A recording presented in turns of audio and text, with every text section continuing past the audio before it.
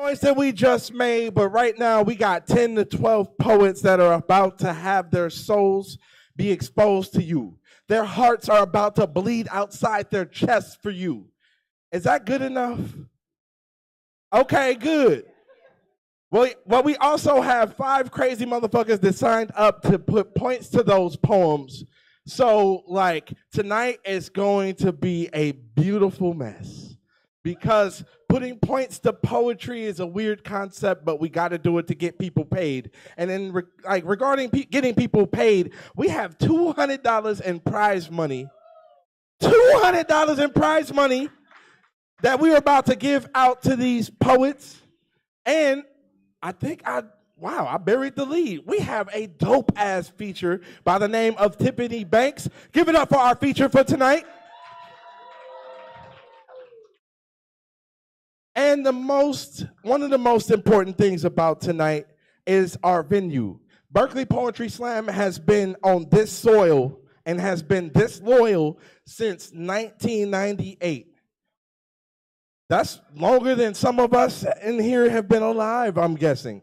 So this venue is hallowed ground. It's kind of sacred ground. Some of the biggest names in Bay Area and National Slam have come up through these 4 walls.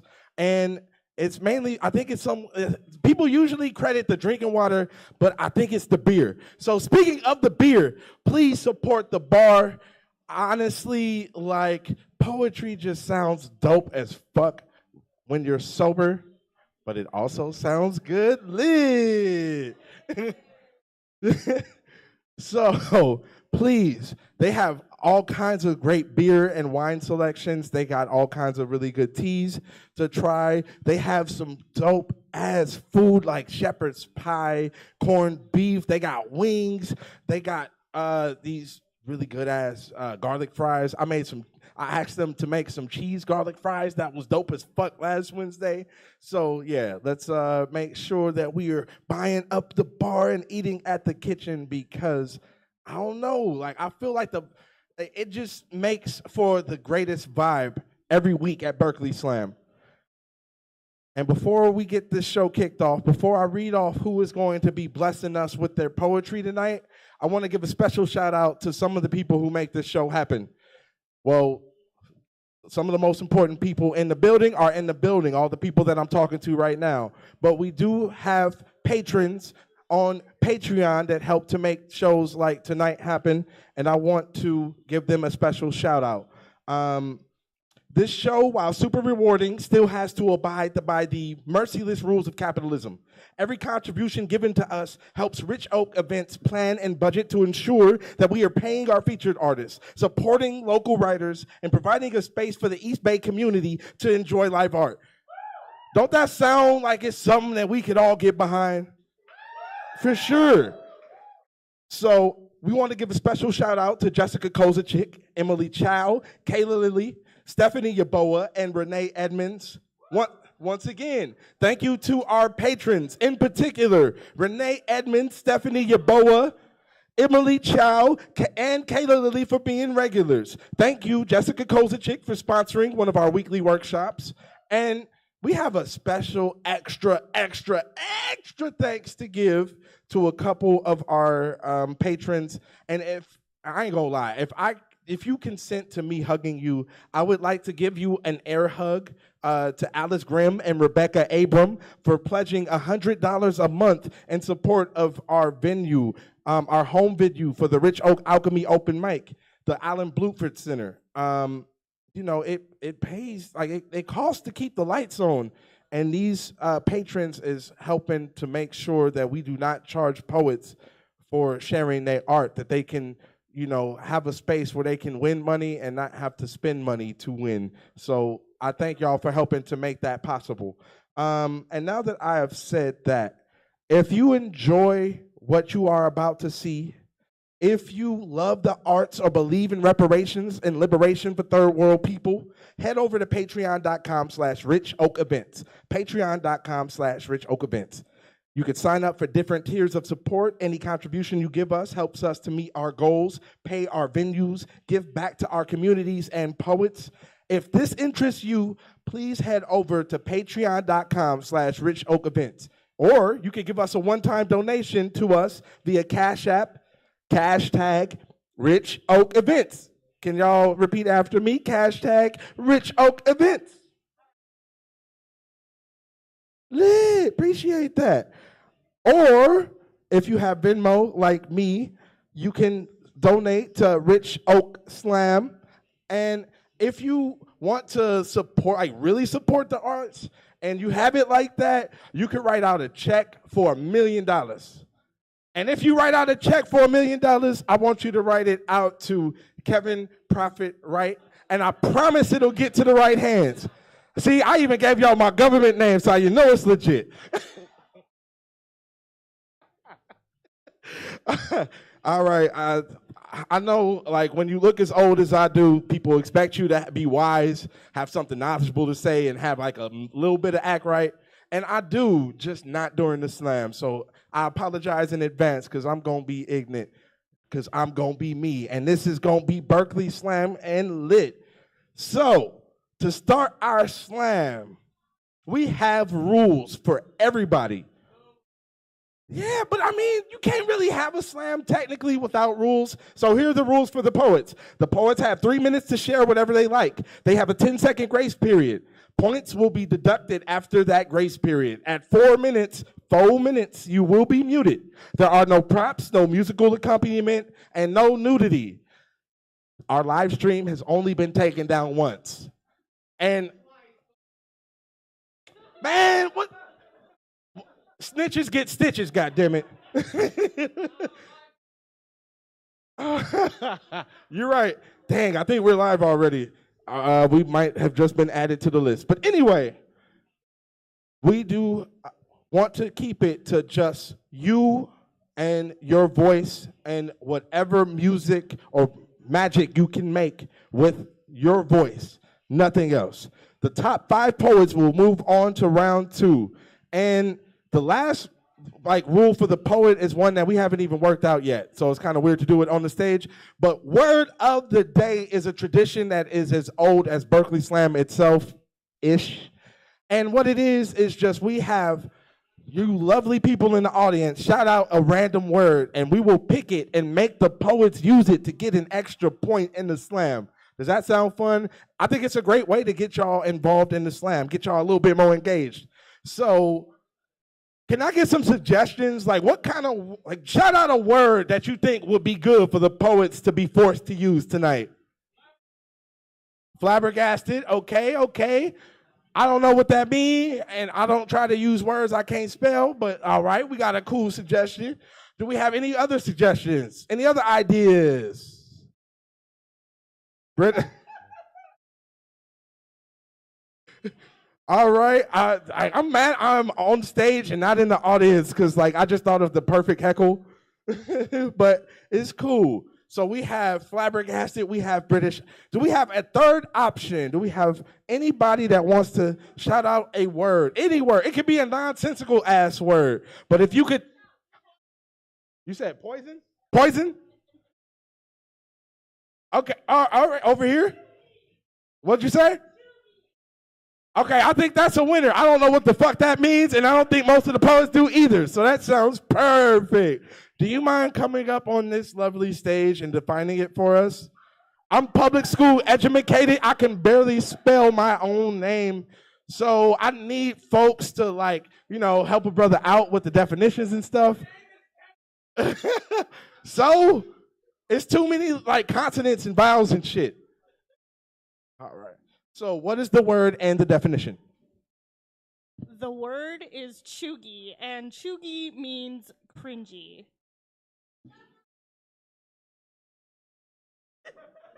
Could you spell it? Cheugy. You could give me 3 days. I still wouldn't be able to spell that. Can you use it in a sentence? Caesar's Palace in Las Vegas is chuggy. Perfect. Give it up for the word of the day.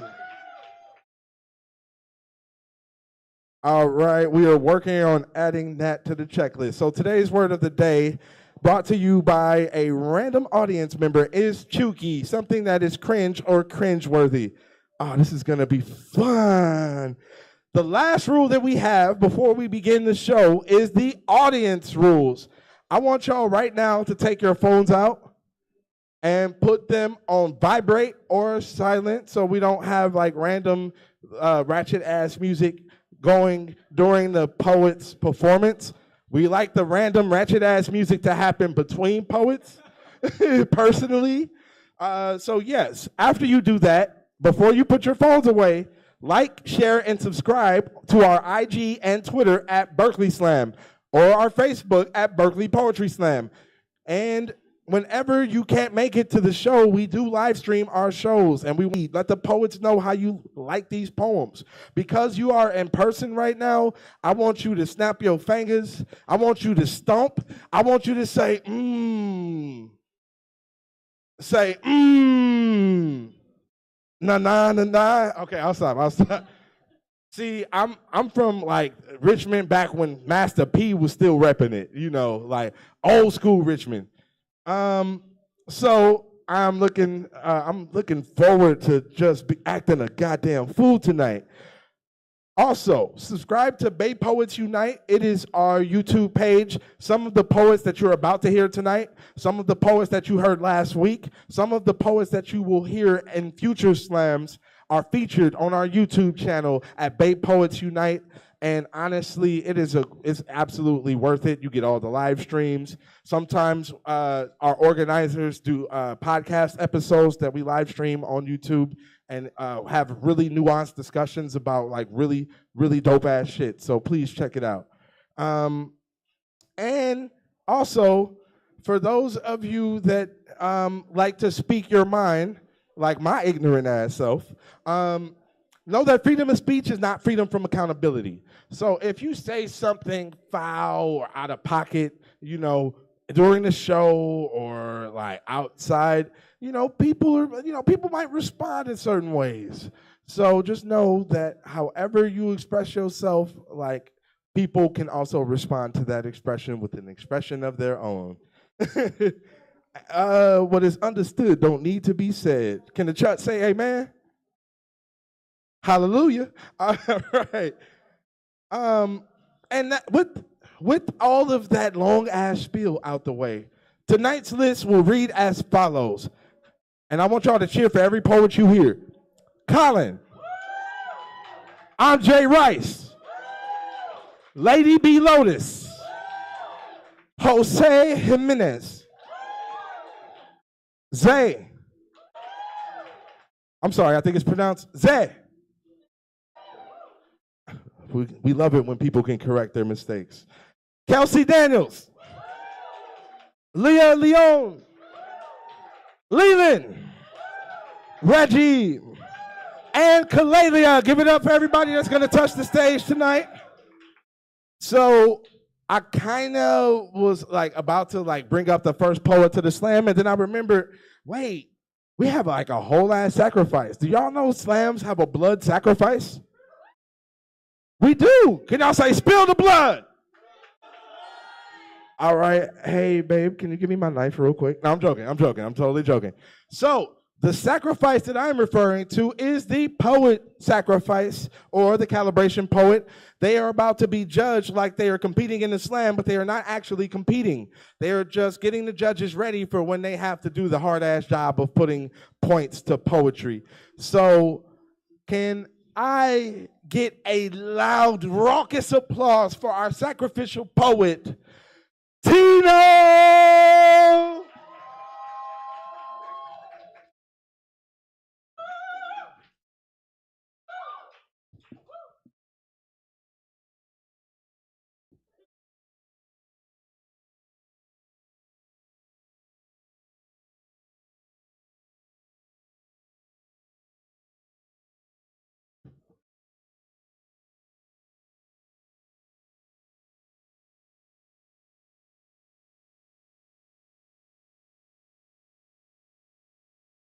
También de este lado hay sueños.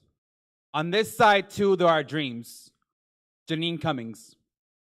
And so I should be grateful she put a brown face on the mask of an unnamed immigrant.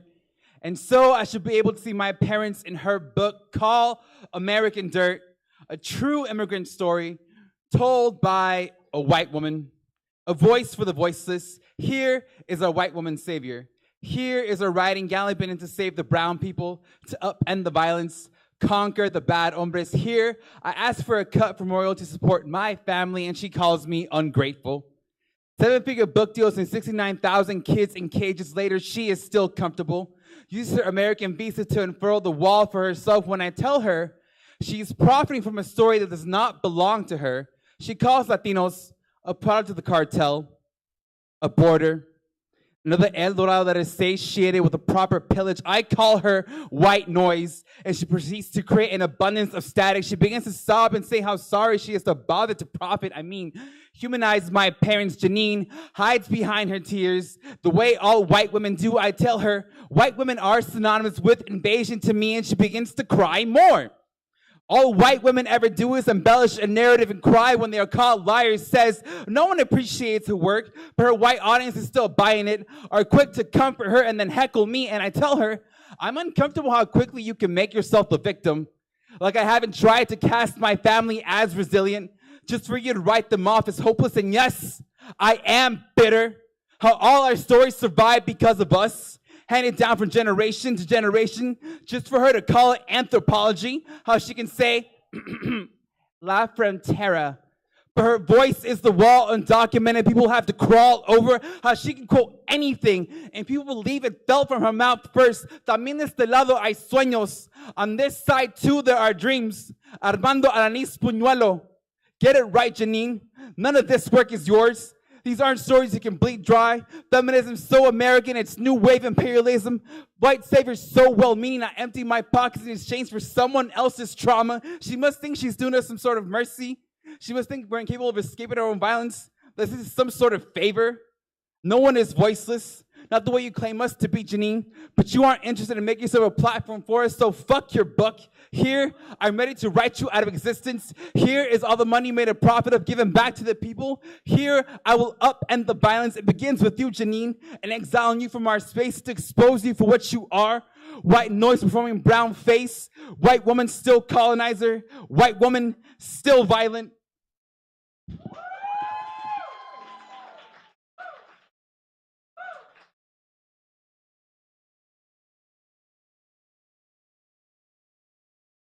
See, what happened was, I had to go outside and smoke my emotional support blunt. So you motherfuckers out there judging me are so ableist. All right, give it up for our sacrificial poet, Tino.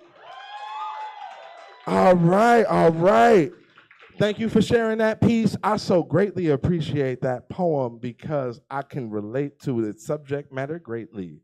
But also, judges, can y'all put up your scores, hold them up above your head so I can see them? I have really shitty eyesight, so I might go around the audience and shout out the numbers for the scorekeeper to take down. And some of y'all scores just honestly ain't dark enough. This is not yeah, please make your scores darker than me. Darker than this right here, not this right here. Let's just make sure these are dark-skinned as shit. So give me 1 second to go around and yell out the scores like a madman.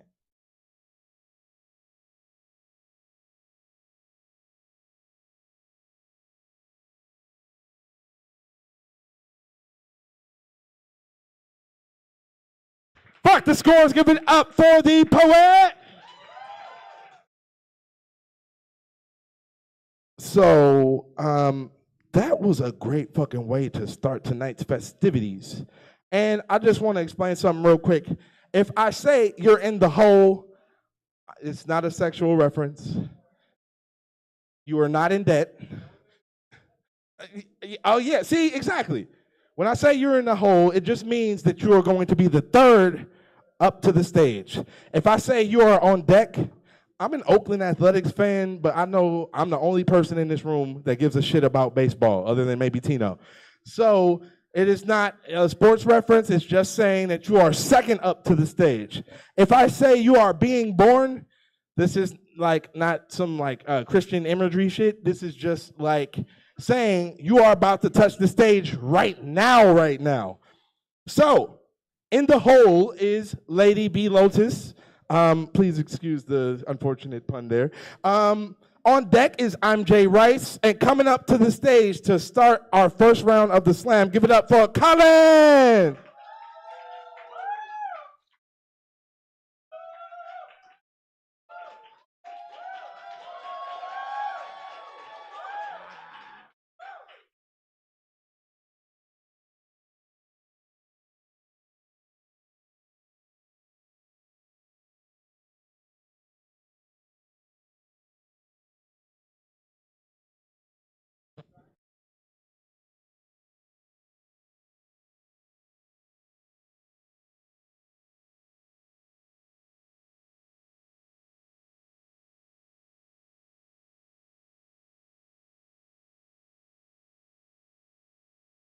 People always like to ask me how I smoke so much weed and have asthma.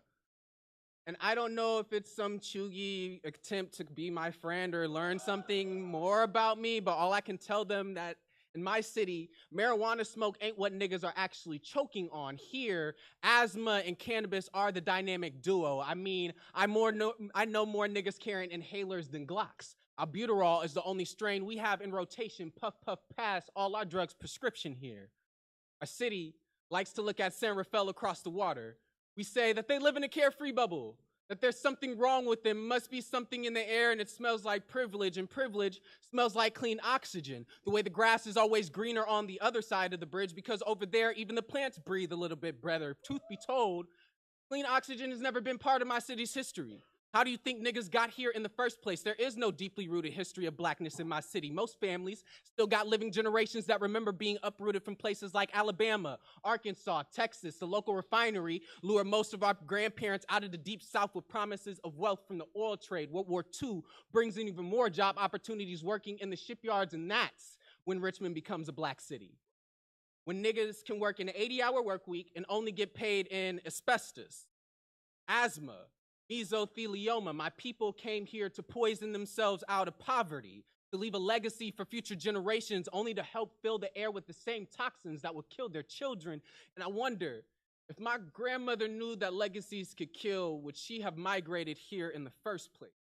Traded a charcoal cross for a black lung? Would she have worked her entire life just to pass down another burden? Because my inheritance is an oxygen mask, a stuttered breath, calm instructions, a breathe in, breathe out. Like I somehow just forgot how to breathe. So you tell me, do you think this one blunt is really gonna do shit? Like my lungs can't hold more smoke than a Swisher can produce. Like I ain't had the cough before I had the habit. Believe me, I've spent most of my life wheezing. Be glad I'm smoking this gas instead of their gas. This is, after all, the cleanest breath I have ever taken.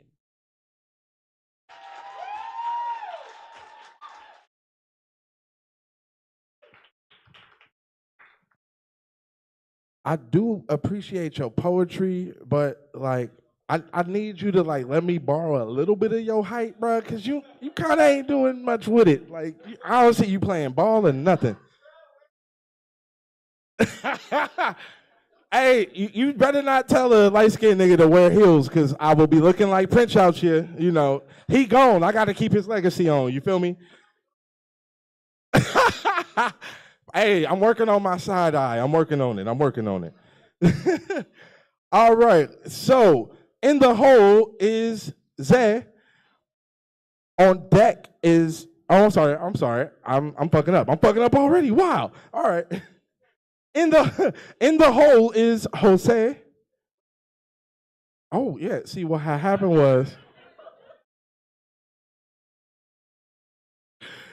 I have not hosted a slam since Oakland Slam about 5 months ago. So I'm a little bit rusty, and I'm also high. Off of the great wine that they sell here. Oh my God, if you're into red wine, please go to the bar and order some, because man, it'll have you just right. So judges, I need y'all to have y'all scores already written. And honestly, here's like a tip. Like 3/4 of the way through a person's poem, like if they're a minute and a half into the poem, you have a good idea of what score you want to give them.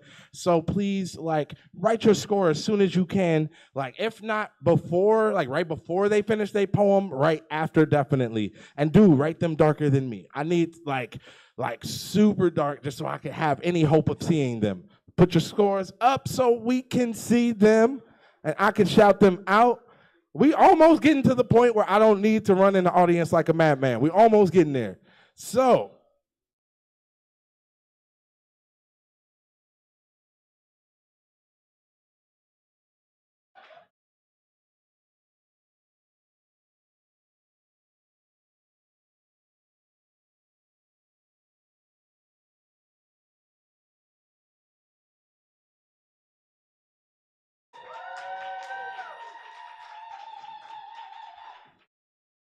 this is kind of weird having the mic up this high, so awesome. So thank you for showing love to the poet, not the point.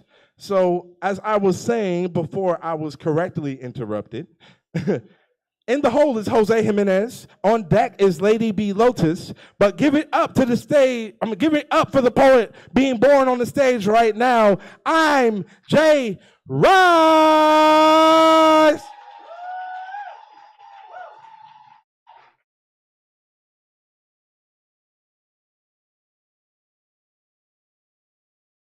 I'm in a good mood. But I hate happy couples who do stupid things like holding hands and singing songs and laughing loud and finish each other's. Life sucks. Stop being happy.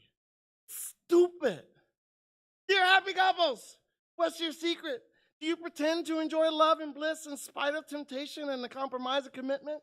Do you know that being happy is for stupid people? So I guess that just makes you a stupid, happy couple? I'm in a pleasant mood because I like regular couples, but I hate happy couples who do stupid things like talk about their day after spending the whole day together. Maybe I'll feel better if I try to guess what is, where is, why don't I have happiness? So I just stare at happy couples that have stupid things like communication and trust and honesty. But honestly, when I see all three join forces, I get so bad explosive that I just hate everything, especially SHCs. Stupid happy couples. Sometimes I ask myself, self, are you still ill from past festering wounds? Self, are you jealous that these stupid people might actually be happy and you're a smart person that's actually depressed? I hate self just as much as I hate parking meters and locked bathrooms and self-care. Maybe I need self, like I need love. Maybe I need self-love. Maybe I need to stop self-hate in self-destructive ways. Wait. Do happy couples hate other happy couples? That's chuggy. I want to stop feeling unhappy, even when I see happy couples do stupid things like air kisses. Man, stop kissing the wind. Air doesn't want your kisses. I want a life that's fun and not funny, especially when I hear happy couples. They say words like, I love you. And then I answer back, I love you too. I'm in a splendid mood, like the sweetener. Even though I hate happy couples, and I don't use the word hate very often, but I hate that I'm too shy, too scared, too ashamed to show vulnerability to someone willing to know me. I know fear, for in the past, she hurt me.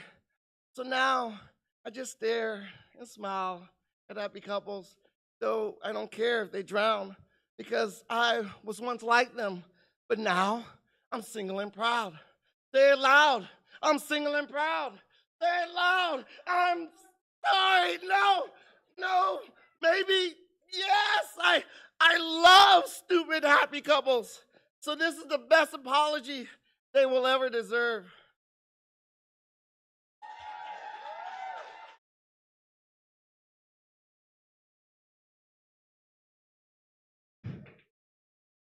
As a member of a stupid happy couple, I can actually relate, ironically. I kind of booed myself while listening to your poem because it reminds me when I was not in a stupid happy couple. So, in the hole is Kelsey Daniels. Watch you. I'm going to get it right after this. This is my last fuck up for the first round. Judges, hold up your scores, please.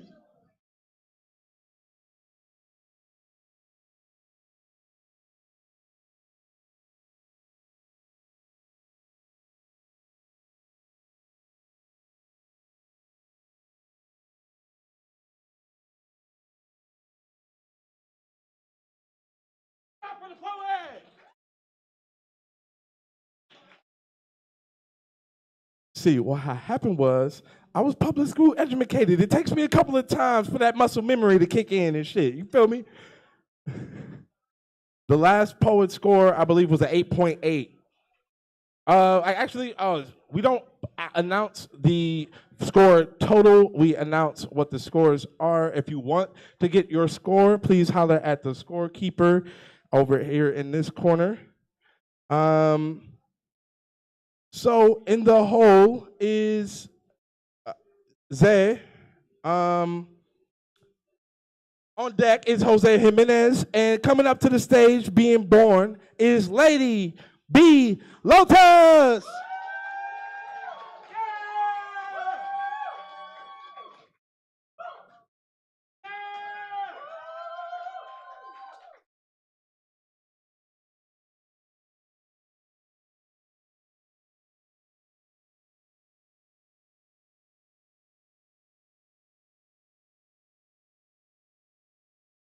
Art therapy.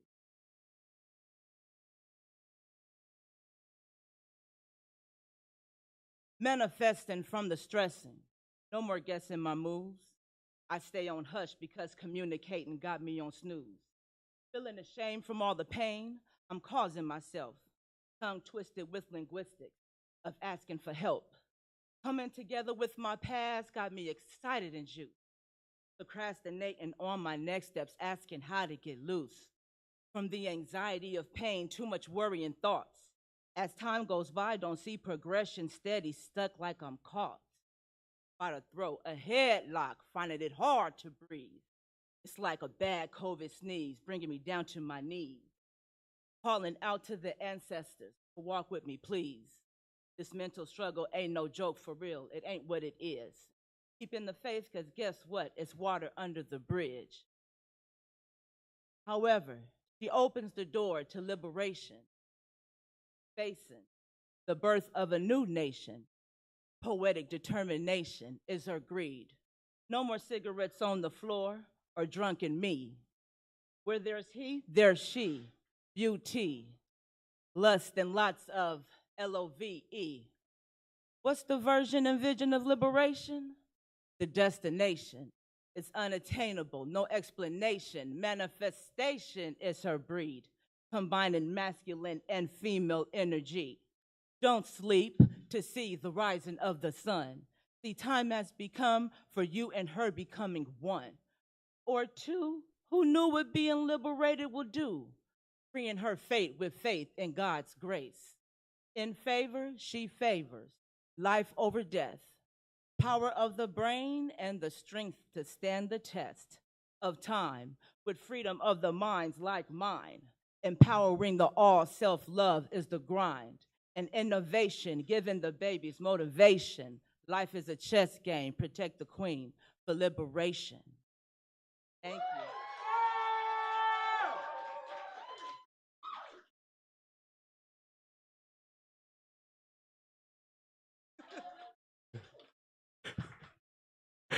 Give it up for the poet one more again. Judges, I need y'all writing your scores as quick as you can. Yo, I don't know if your name or your poetry is doper, but I love them both. So give it up for the poet one more again. Judges, can I get your scores up? Judges, can I get your scores up?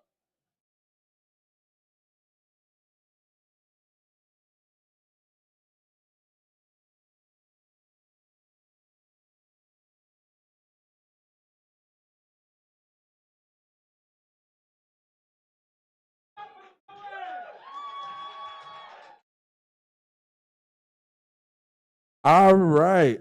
I swear, one of these days I'm gonna get glasses, and it's gonna open up just the whole world.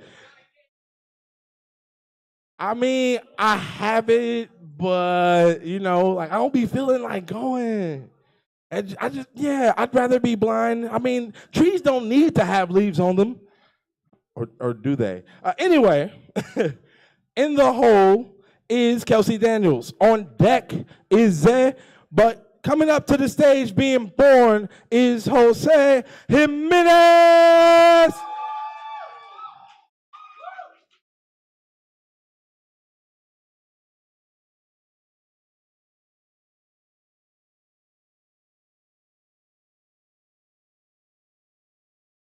I prayed to my mother's God to make me a shapeshifter. I had just seen the X-Men where the blue lady villain did it with such ease. I didn't find her chuggy at all. Instead, her mystique mesmerized me. The way she reshaped her body and shifted the tables on her opponents. I prayed to become the lawyer so that maybe my mother could have been met with more compassion when being told that her immigration status was denied again. I prayed to become the doctor so that I could explain to my father in a language he understands that his cells had given up and cancer would not let him see another summer. I prayed to become the cop so that maybe I could have kept my brother from being deported to a nation he barely knows. I prayed to become the family court judge so that maybe my nieces and nephews could have been kept in my family's custody. I prayed and I prayed and I prayed, but I realized that my mother's God doesn't like shapeshifters. Isn't that what they called the Garden of Eden? In the snake, called it Lucifer, called it Satan, called it demon, called it unwanted presence, called it illegal, called it brown, called it unknown, called it foreign, called it everything I see in the mirror. They tell me the white woman who said I didn't belong called me the same name. I prayed to shapeshift one more time. But how? How can I pray to this God who has placed me here as the sheep? Has placed me in front of a system that always presents itself to me as the wolf, and me always in front of it, ready to be slaughtered. How can I possibly pray to that? My mother claims every night when she prays to God, she also prays to all the santitos, the Virgin, todos los santos. She always prays. But how can I pray? How? When I am the prey.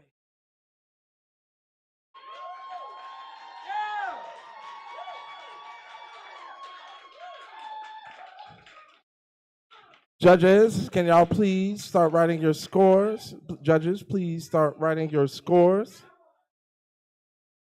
So, do we know what this is? It is empty, but what this thing is, if you've ever been to the black church, there's this moment during every church service where the pastor opens up to the audience about what's going on with the church and their books, the people in the pew. And what they do is they ask for offering. I'm going to pass this around. Hopefully it snakes throughout the building. It ain't easy to have these lights, to have these cameras, to have this venue. And it does cost money to keep the bills paid, and as much help as y'all could give us, we would greatly appreciate. So I'm about to pass this around, and hopefully you can contribute something to it. Know that we love the kind of money that jingles, but we really love the kind that folds. So appreciate your support in advance. I'm gonna pass this around a couple of times tonight, and I really appreciate your support.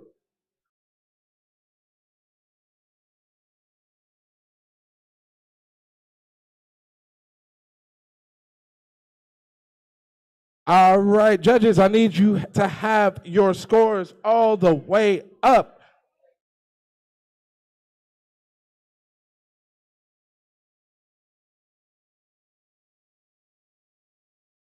We have a 8.0, an 8.9, is that a 9.3 or 8? A 9.3, and an 8.8.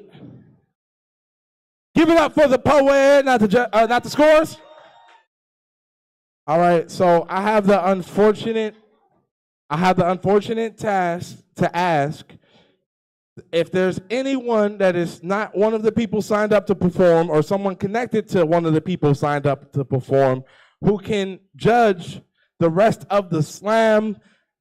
Judging the slam helps us to get people paid. We have $200 that we want to be able to pay people who are performing tonight, and we can't do it without your help. So do I have one brave soul that can help us out by judging? Do we have one brave soul? I don't want to volunteer anybody, but anybody in the audience that might want to volunteer somebody else, oh, we have a volunteer. Thank you.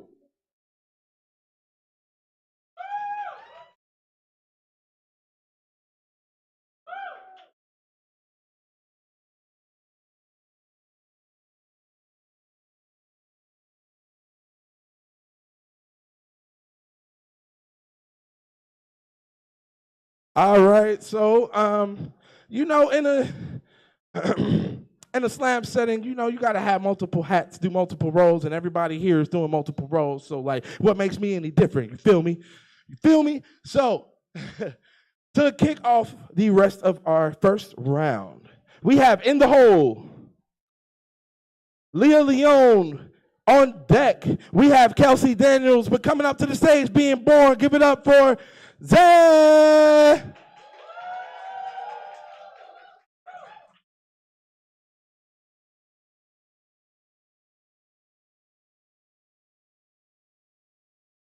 All right. A true taste of rhythm, a true fear of fame. There's always the option of muse, fight the feeling, but it all stays the same. Human algorithm requires a vast emotion. Two absolute powers collide, can't track the motion. At least that's what I told her. Toss up new tide, now start the day over. Wave washes up the tide and outspoken. No need to lie when you're riding your own ocean. In my full release, and I just feel chosen, broken, narcissistic to cover the insecurities. To power through acceptance, yet my spirit never feels connected with me. And it's never been a doubt. Shit, I know I bleed. If I close my eyes a day, stand still. Wouldn't get my fill, left feeling ill. Can't come away with a clear picture. Hey, how nostalgia paints my mess. But my loyalty for myself kept me at my best. So I dedicate these words to all the dreamers. I said I dedicate these words to all the schemers who trying to make an impact and not a diss track. Let's love each other, listen to the feedback. This is the intro to a dream, a flow so sweet and medicates the screen. Only words are between you and me. Now that I know where my addictions really be, they don't all have to be diseases to me. They don't all have to be diseases to breed. Speaking with conviction so you know I can lead. La Luna so nurturing. Nah, that's too chuggy. Hold up. Gotta stay focused.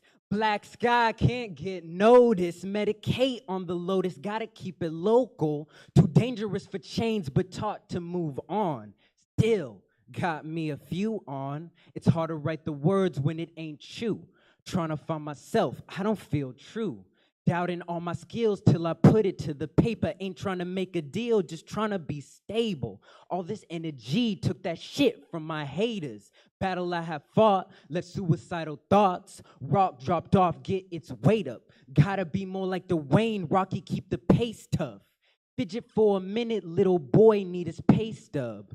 Loyalty for the boys, kept memories close to the chest. I can't lie, nigga feeling lifted. When my efforts willing, God gifted. What would you do just to change your ways, change your days, light the flame? Niggas try dealing with the devil, accumulating riches, stacking 6-figure with some. But look, you cried out, God, why they send me here without no mask or direction? An empty cell waits for niggas who don't pay enough attention. Secrets kept by the daughter with no protection. Strip us of our innocence, caged bird learns their lesson. Set free, yet the mind no longer wanders, a simulation of our previous sorrow. Leave down endless bars and walls that were already borrowed. Of me with you, sober hands against your perfect face. What it felt like, the embrace, the praise, the grip, the taste, you hold my interest. I hope that I remind you of your late nights with Pinterest. Thank you.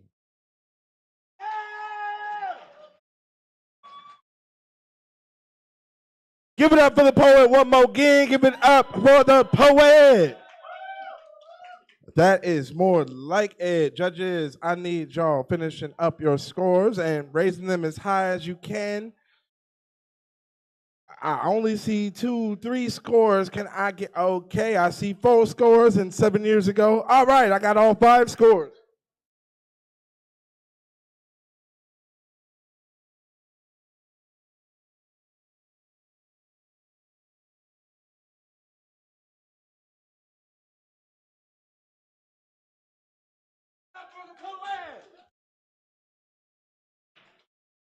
All right. So, y'all know how I was a little tipsy earlier? I'm about to get a little bit more tipsy because I'm sobering up and I feel a mistake coming on. I think if I'm a little bit more tipsy, I'll be able to go good the rest of the show with no more fuck-ups. You know, some of us just write better when we're under the influence. So I suggest that you grab a drink or go to the kitchen while it is still open. The kitchen is closing in about 30 minutes time. So please order something from the kitchen. And I'm telling you,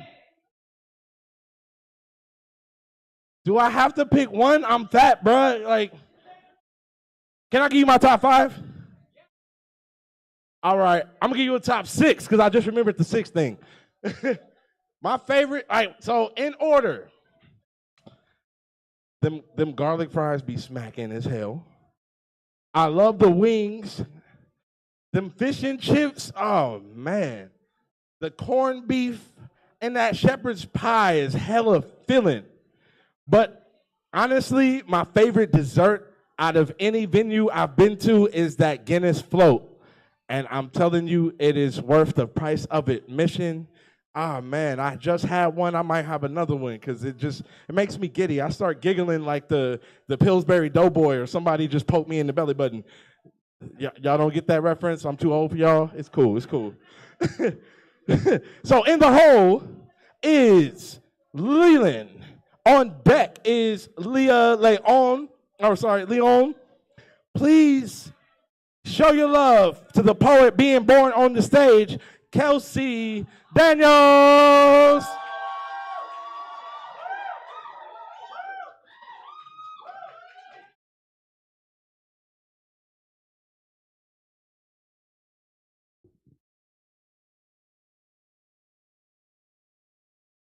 So picture this.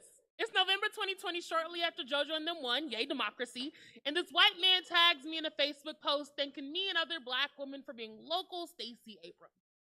And Karen, that's her real name, comments, I want black women to run this country, then I'll be at peace. So who's gonna tell her? Because clearly, I don't give off unfriendly black hottie enough, and these chuggy white people still think I'm safe and not a grown titty woman whose areolas are not released. I don't know nothing about birthing no babies or nursing a nation, Pamela. This pussy don't pop for platitudes. I know how quickly these compliments turn contract. Black women are not your anti-racism manual or your gateway drug to empathy. Unhand me, Caroline. I am Kelsey O. Daniels. The O stands for Olivia, but today, it's oh bitch, let me tell you. I have learned to say my name with oomph, like it leaving my lips may be the last time it is drenched in knowing and a love that holds all of me valuable, no proof of utility needed. Riddle me this, Rebecca. Why does your intersectional feminism look like a one-way street? You have learned the language and left the lesson. You want black women to run this country so you can punch up, as if America has been trying to drag us down for centuries. Oh, Susan. I know an op when I see one. And an uninspired one at that. If all you and your sisters had to offer the world and your failure is a pink pussy hat parade, what makes you think you deserve any rest? You're not even putting in the effort to drag me into servitude, and it's giving delusion. Even in this, I know that historically the most unsafe white women are those who might be laughing, those who will other themselves out of their privilege and my oppression, those who will pledge allegiance to my leadership as long as it doesn't make them like uncomfortable. Because when push comes to shove, all they have to offer my movement is symbolic gestures and tears. I do not exist to be a captain. No Karen's backdoor work orders against me shall prosper. If I did run this country, I'd be too busy reclaiming my time to give a fuck about a Karen.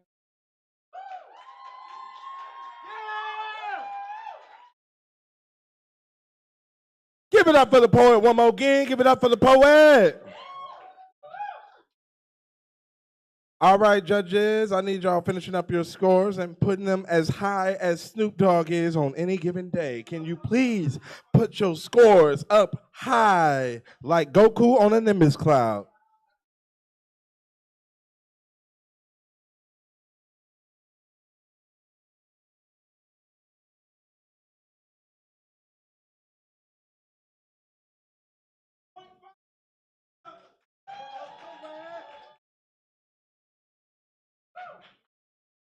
Alrighty then. Man, the people who performed already was fire, and we have like 5 more fire people to go. So to get on with the show, we have in the hole Reggie. On deck is Leland, and coming up to the stage, not now, but right now, give it up for Leon.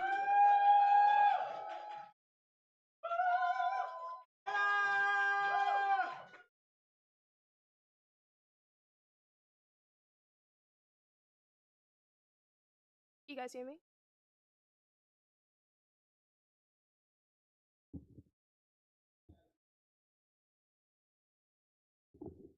Good. Okay. Now, can you guys hear me? Okay. So this poem is called To the Colorful Girls Who Think They Can't Fly. To the colorful girls who think they can't fly, your voices are perfect harmonies to existence. Your heart and souls are perfect, priceless jewels that many people would try to rob you of. You'll inhale your own magic once you learn how to exhale all that is trying to damage your own roots. Whether caramel, tan, olive, or deep-toned, you were born to soar. And though you open yourself up, you still feel the weight being placed upon you. You feel so much pressure to be your best, to fulfill everyone else's dreams besides yours, to feel the pressure from society pinning you as a stereotype, a caricature, an identity besides your own. Your traumas, heartbreak, and losing oneself, causing so much pressure. And before you think you're gonna break into pieces, just remember that atoms experience the same, right before they become a star. So break free instead. You've been stuck in your cocoon too long. Your wings are waiting to be exposed. I once too believed that I couldn't fly, that my voice was less than enough, that my path was too shattered, and that my dreams were too dangerous, but I decided to use my wings anyway. Colorful girls, the world is your Neverland. Don't be afraid to fall. Don't be afraid to fly. Even if you may fall, we'll be waiting for you to get back up again.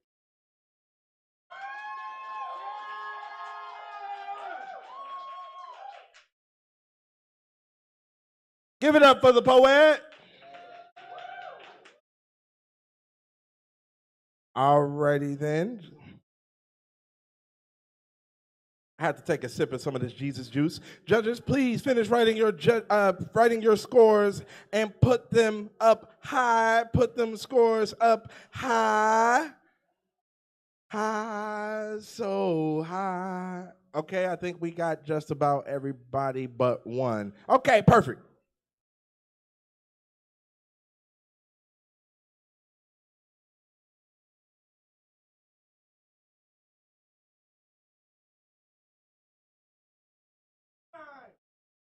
Give it up for the poet. All right. So, in the hole is the last poet of the first round. On deck is Reggie. And no, we're not talking about bad weed. And coming up to the stage right now is Leland.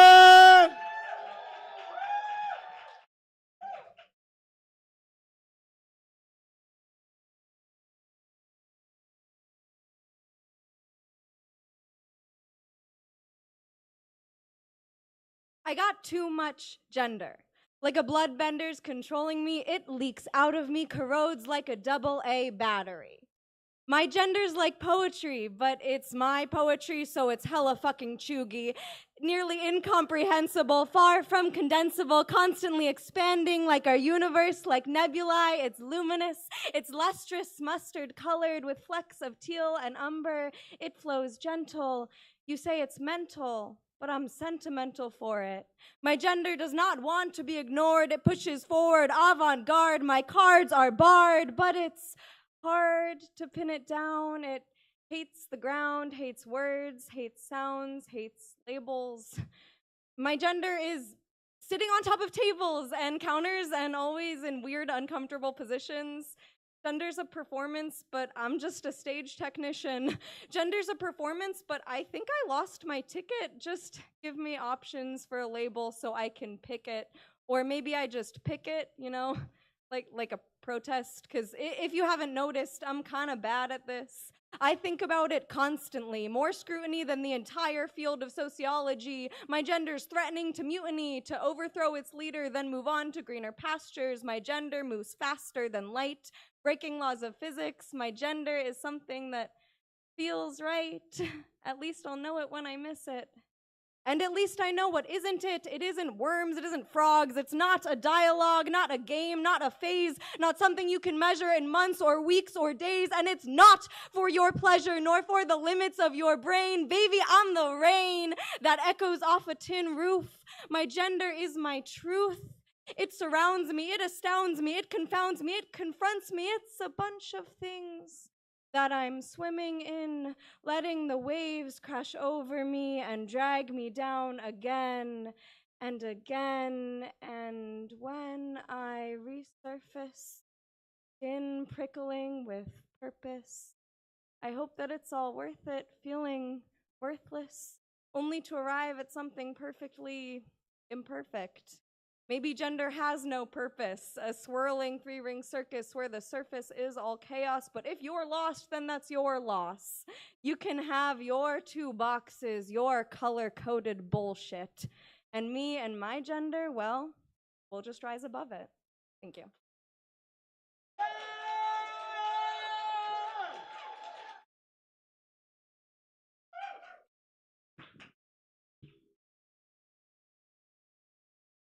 You see this cup here? It had some Jesus juice in it. You know, Jesus turned water into Jesus juice, right? And if you are not a practitioner of the spirits, you feel me, you could always buy the host a drink. Or you can look to your neighbor and say, neighbor. I mean, y'all could look to your neighbor and say, neighbor, let me buy you a drink. I mean, I tried it. I sure tried it. I ain't shit. I do try to be shit sometimes, but just not on Wednesdays. So, in the whole, wait. I forgot. We got scores and shit. Hold up your scores.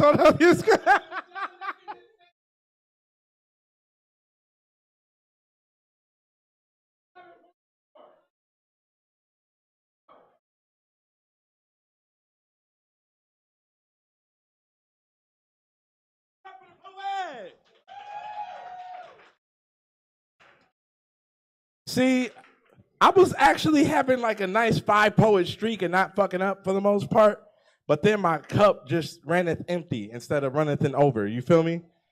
And speaking of cups, please go to the bar and patronize this beautiful venue that we have here. This venue has been around since 1973, if I'm not mistaken. That is older than like everybody but Methuselah at this point, right? And this has been the venue for the Berkeley Poetry Slam since before my baby sister was born. She is a lawyer now.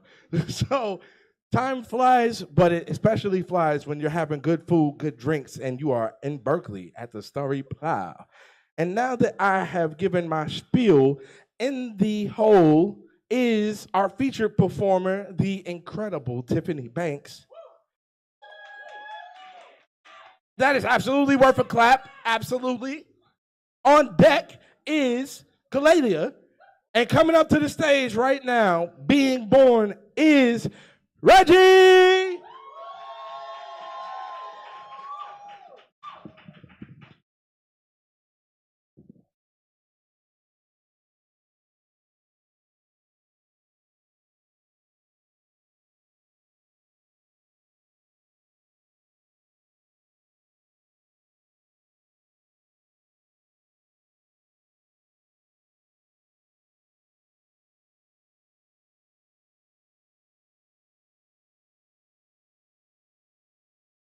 When my brother tells me that Marva said that her pronouns are nigga,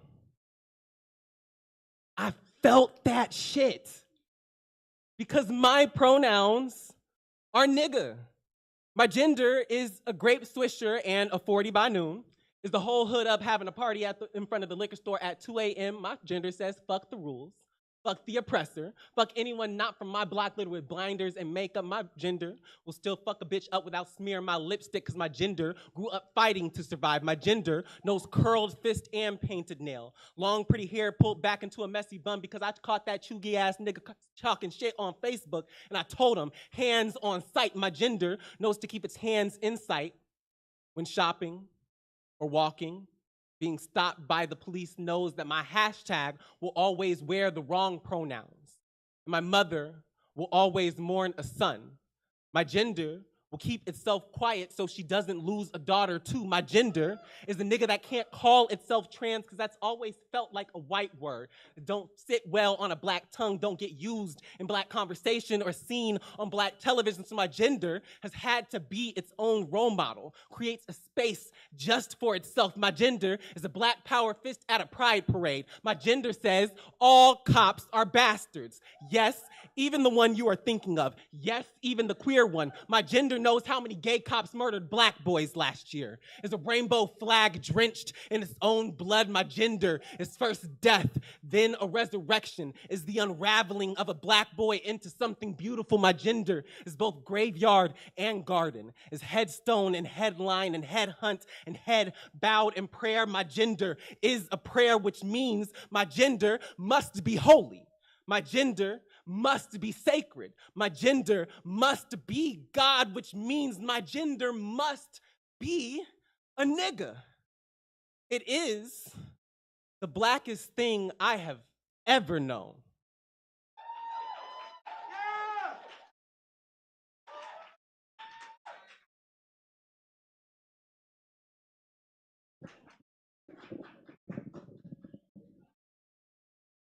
Let me borrow some of your height too, because you ain't doing nothing else with it either, nigga. So, I want to thank y'all for rocking with us. We are coming to the end of the first round, but that does not mean we're coming to the end of the show. Actually, I was trying to give judges some time to write their shit. I know. So, judges, I'm gonna need y'all to write them scores as soon as you can and hold them up as soon as humanly possible. All right.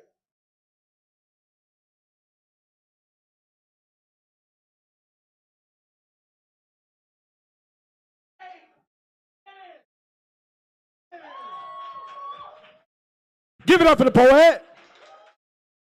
All right. So, coming up to the stage is the last poet of the first round. I want y'all to make the same noise for the last poet that you did for the first poet. And I mean, like, get ignorantly loud. Just, like, not damage your vocal cords loud, but loud like you hear your neighbors talking hella loud at 3 o'clock in the morning and you want to tell them to shut the fuck up loud. Yeah. Y'all know what I mean. So, before I bring up the last poet of the first round, I want to say that the kitchen is closing in about 12 to 13 minutes.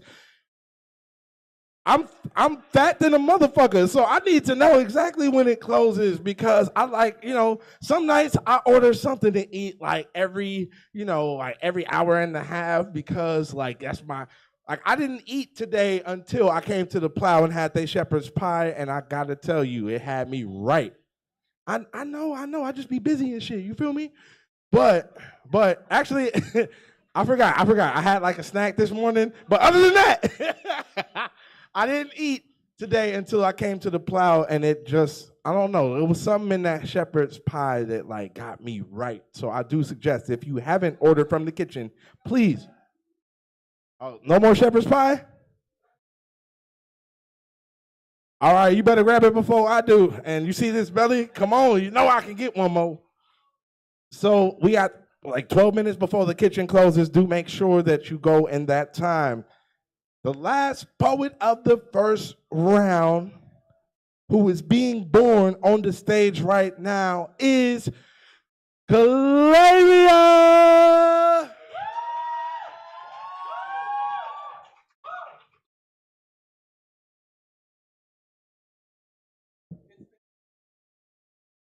I didn't write a whole like 72 hours.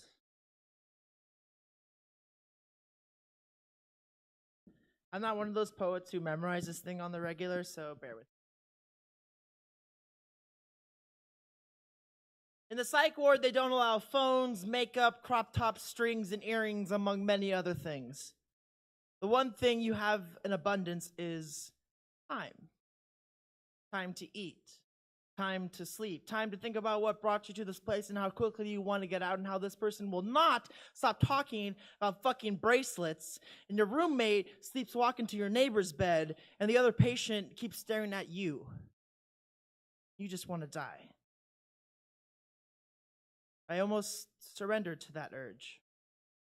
I played with the idea of not swallowing my pills the first day, contemplated thwarting any notion of trying to get better. If I wanted to end it all, why not make it easier on myself?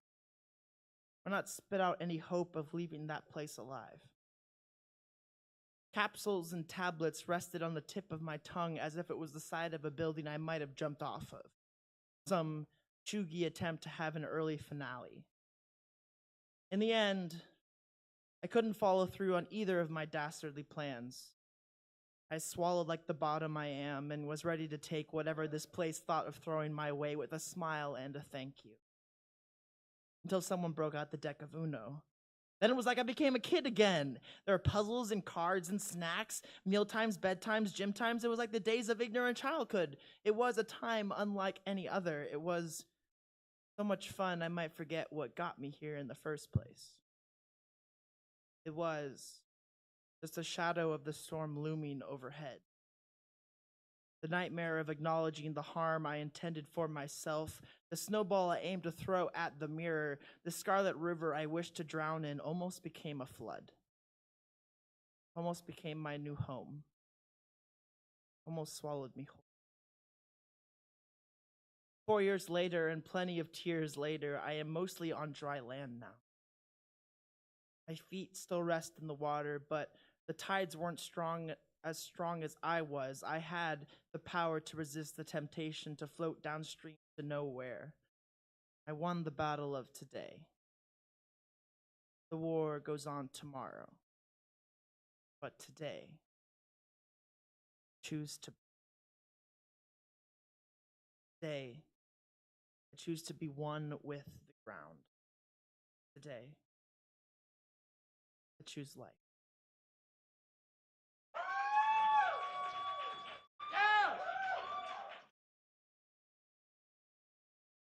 I feel like half the poets are taller than me. I'm kind of getting envious now. Like, I thought 5'9" was like the U.S. average, but I guess I actually am short now. Like y'all didn't raise the average on me.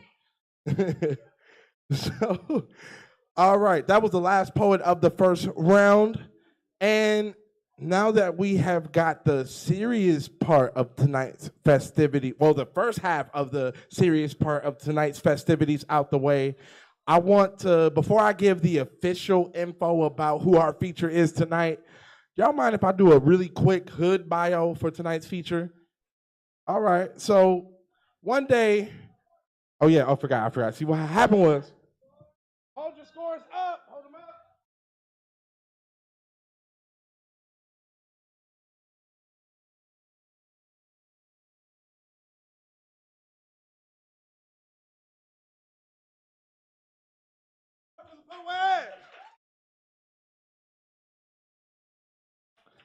My cup is still empty, so I'm about to fix that in a second. That is why I just fucked up again. So to give the quick hood bio, so I remember when I first heard of our feature poet for tonight, I knew that she was a really good friend of some really good friends of mine. So I knew I was gonna be in for a treat back when she was hosting a show called Speak on It, right? But because I didn't know her and I'm public school educated, I read her name wrong. I was like, Hillary Banks is a person? Shitty joke. I know. But I go to this bar called Liege in downtown Oakland a couple years back, right?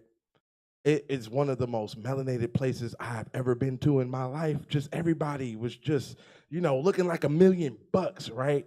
In this space that this feature was holding for everybody. And one of my ghetto ass partners, Keith Brown, was featuring. So like it was it was an extra special night. And like every poet that got on the stage was dope. And one of the most dynamic, magnetic people that I saw that night is one of the people that's about to bless your eardrums, your hearts and souls with her poetry. So now that I've gotten the hood bio out the way, I'm gonna do the official bio because I need to give your talents justice. So, Miss Tiffany Banks, AKA the Poetic Pharaoh, is a mother, poet, writer, event curator, Mistress of Ceremonies, or MC, motivational speaker, and healing arts worker from Vallejo, California. Can we give it up for the Valley Joe? I got played to the stage by a Mac Dre song, so I got mad love for Vallejo. Banks organizes and hosts Bay Area spoken word and artistic showcase events such as Speak on It. Everybody say, Speak on It. And Art Temple. Everybody say, Art Temple. That's what I'm talking about. Like, I ain't never seen somebody put like arts and church in the same sentence. That is some creative ass shit. So y'all gonna have to check out this feature during and after the show because it's gonna be worth checking out. But along with facilitating literary and healing workshops, she coaches grade school students in citywide spoken word competitions. Her first book of poetry and short stories, Selah, was published in October of 2018. You can support and follow Tiffany by visiting her website, Tiffany Banks, TIFFANY, Banks like money, work.com, TiffanyBanksWork.com, and staying up to date with her promotions on Instagram at The Poetic Pharaoh. If y'all niggas know how to spell, then y'all will be able to find Tiffany Banks at The Poetic Pharaoh. It is spelled as it is like in the textbooks. And now that I've gotten that out the way, I want to hear like maximum volume and maximum love for our amazing feature tonight, Miss Tiffany Banks.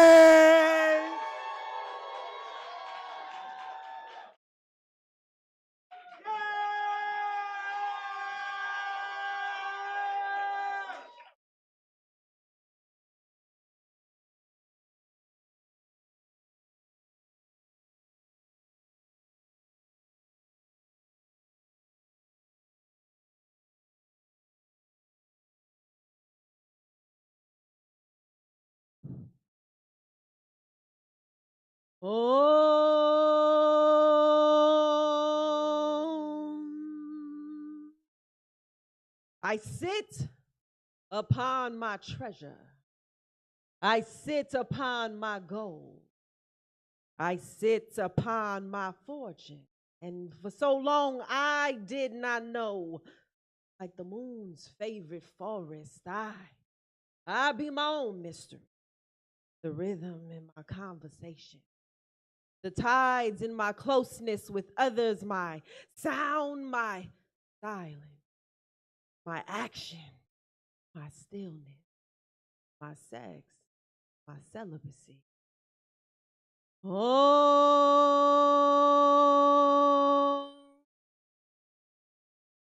the sweetness of mine is like the pineapple. Like sweet potato pie, I thank my ancestors for redirection. The sweetness of mine is perspective, the music. The music that dances its way into instrument, the hips that finally choose to flow into trance. The sweetness is this life, the infinite fabric of time woven in and out of our stories, often hidden as the sound is muted, leaving generations with barren passions, inciting an uprising, a movement, a deepness, a need to excavate the tombs of muted voices and forgotten stories. Oh,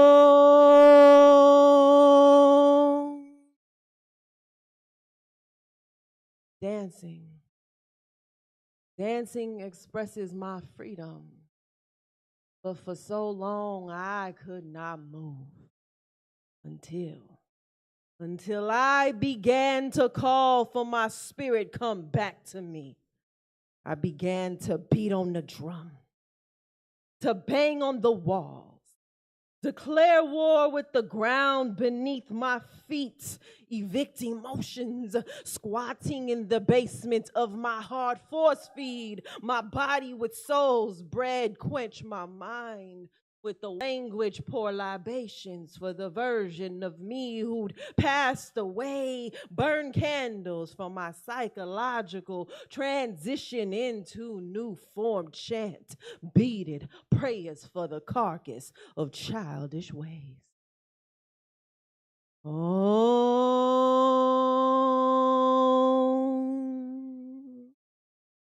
inside of the river's temperament, I beg for the tantrum to still. I desire to move again.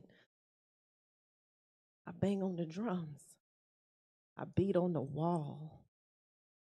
I declare war with the ground beneath my feet. I make peace with the ocean and ask her to forgive my neglect. I prepare an altar for proverb, for gospel, for Quran, for scroll, for Rig Veda, for Tipitaka, for Veve, for dialect, for diction, for symbol, for language, for literature, for poetry. Figuratively speaking, I roll blunts of necessary uncomfortable conversation. I shroom into the world of my childhood. Ayahuasca travel to visit my next incarnation. I desire to move again. I command my spirit, come back to me. So I dose myself with the strongest elixir known, the artist medicine. I begin to write.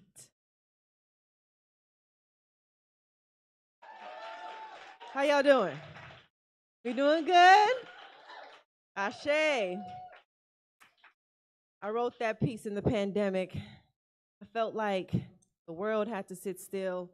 I had to sit still, and everything just got shifted and moved out of perspective. And it was like, I don't feel like myself.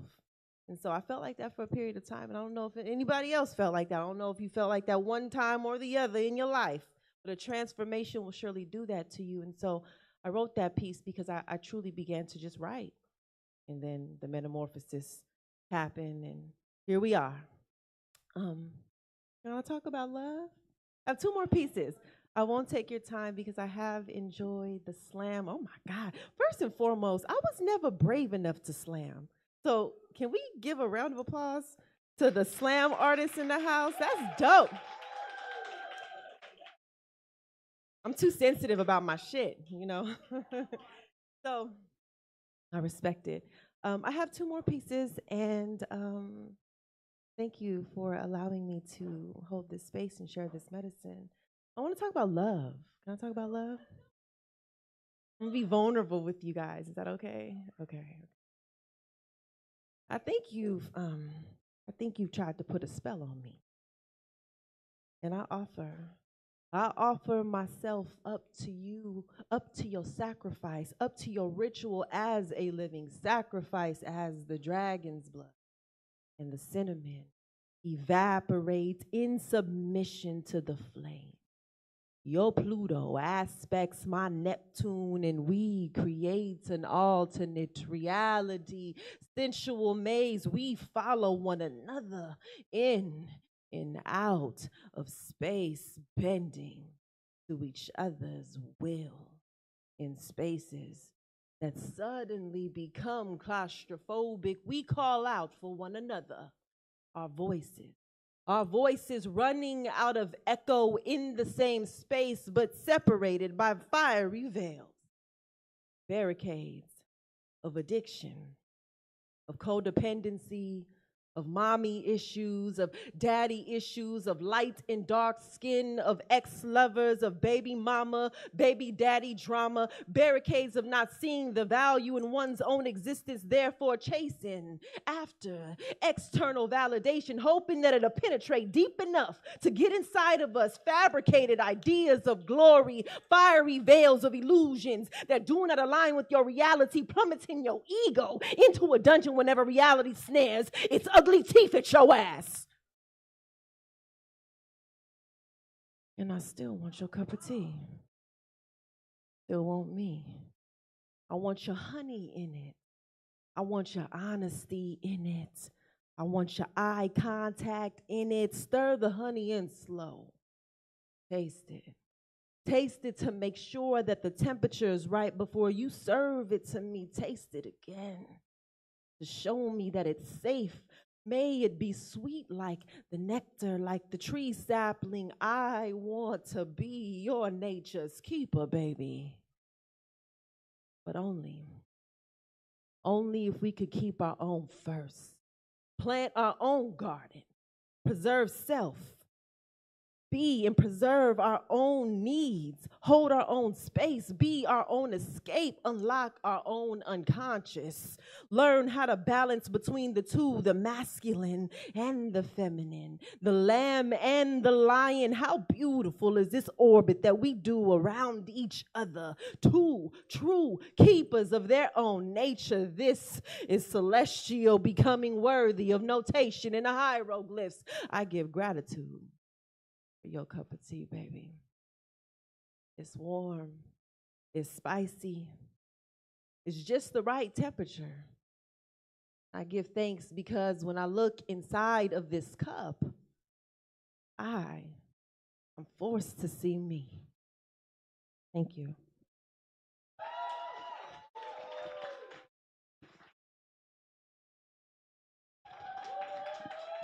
Thank you, thank you. So I'm gonna share this last piece with you all. I'm really happy to see events like this still doing their thing. So I want you all to support this venue, support this collective of artists and curators. How long has this been going on? How long have you guys been running it? Did you guys go through the pandemic online? Give yourselves a round of, can we just clap it up? That's some dope shit.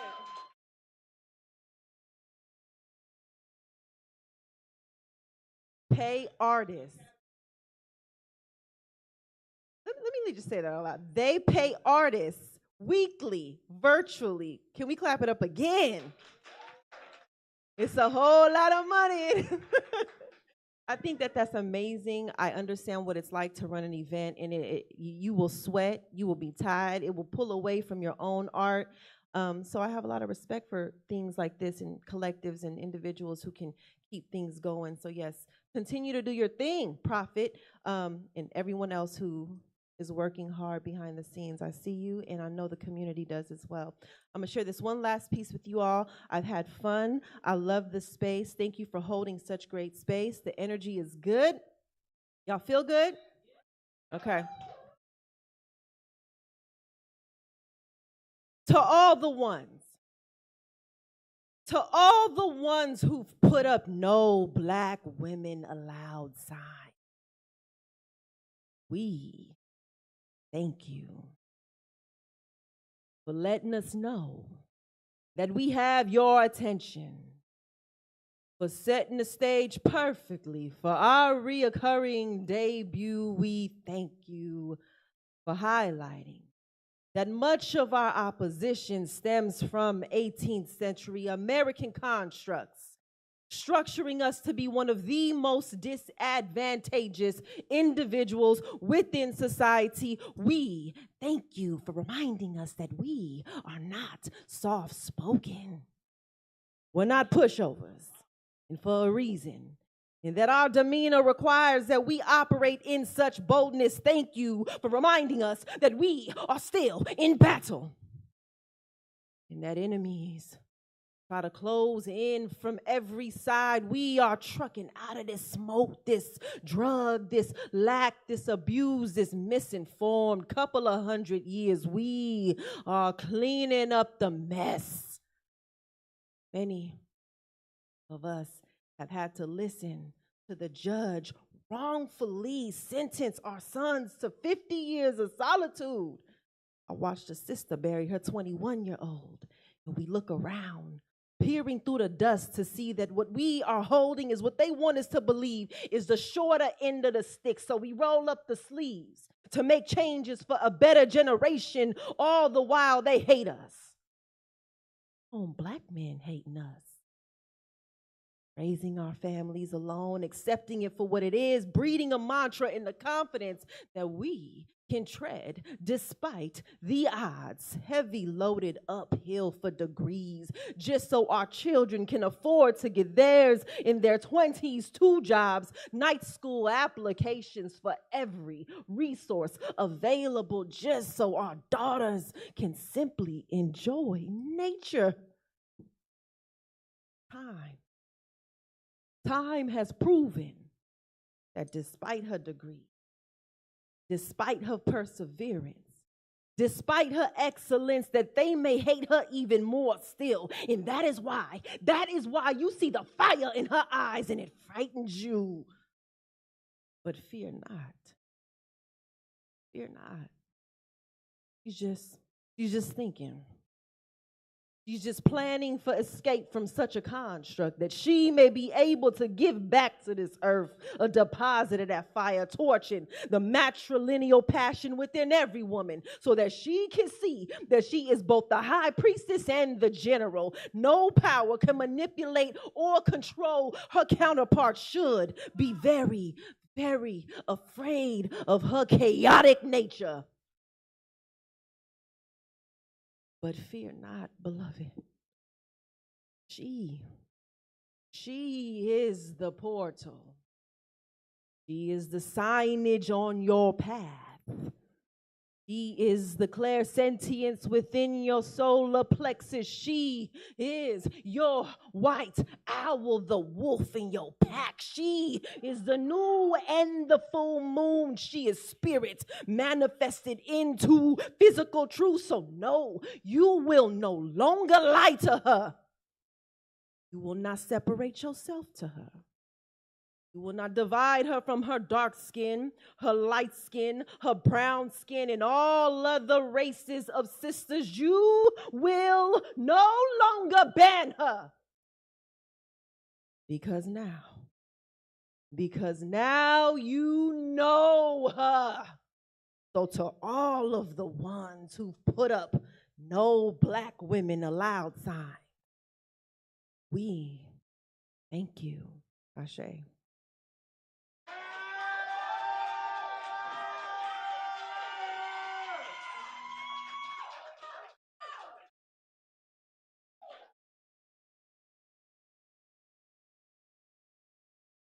Give it up for Miss Tiffany Banks one more again.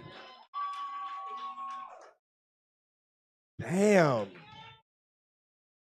That felt like first Sunday communion, you feel me? That felt like family reunion. That felt like just being on a spiritual retreat. Like, I appreciate that. I so greatly appreciate that. And you.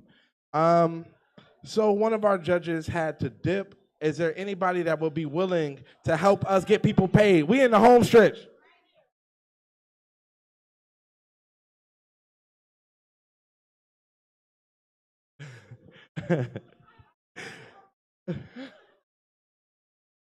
If you judge like you talk shit, tonight is going to be great.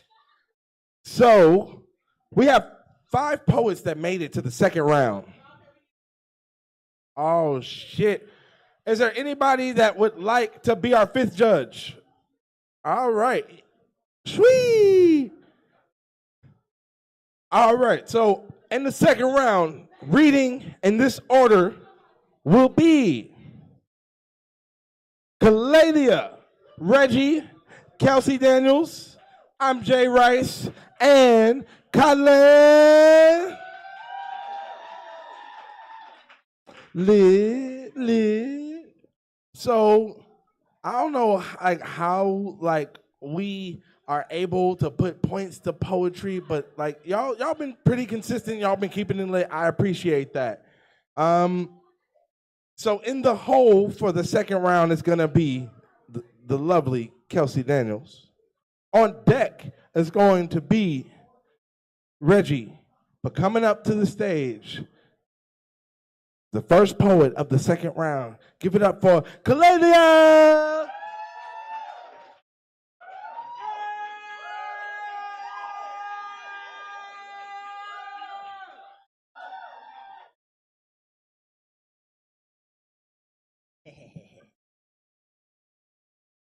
Ian Robbins.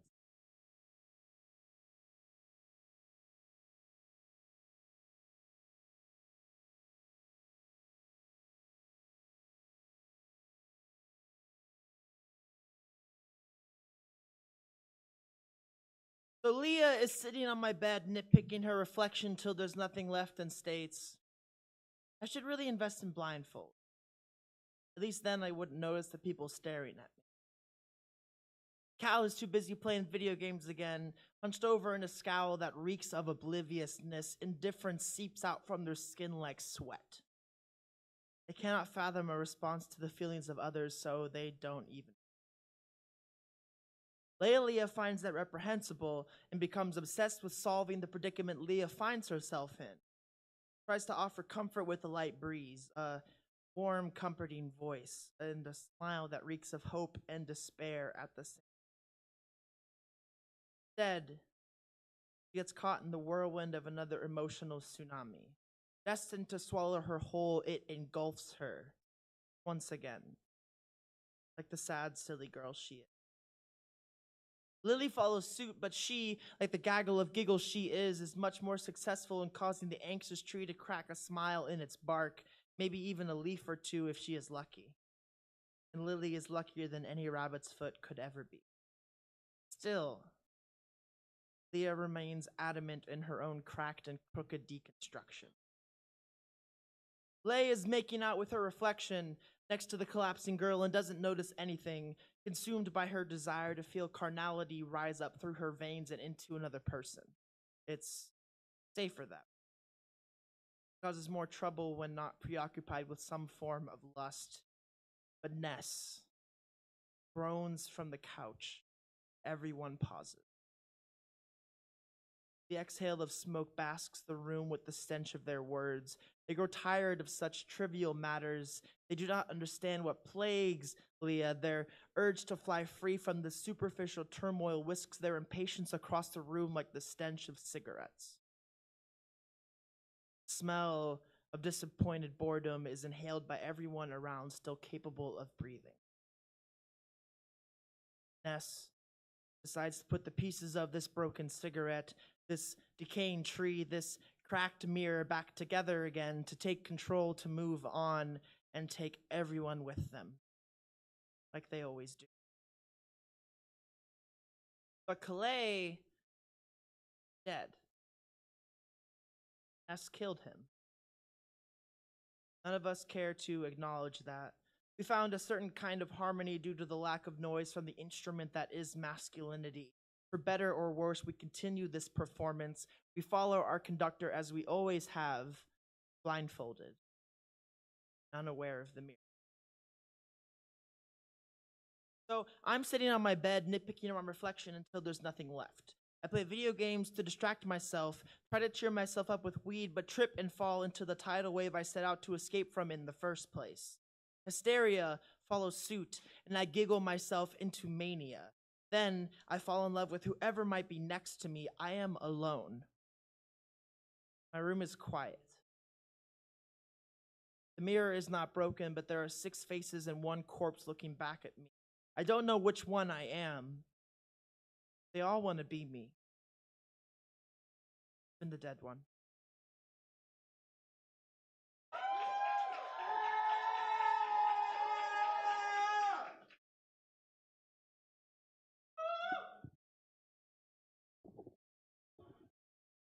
I ain't never felt more short in my entire fucking life.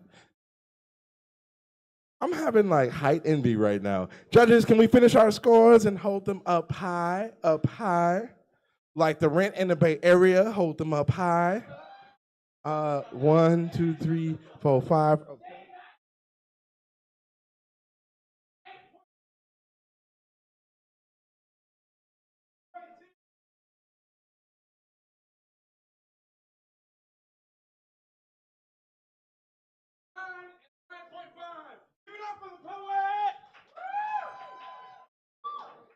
Okay, I forgot we didn't switch judges a couple of times tonight. I just want to request that when you're writing your scores, please write them dark skin.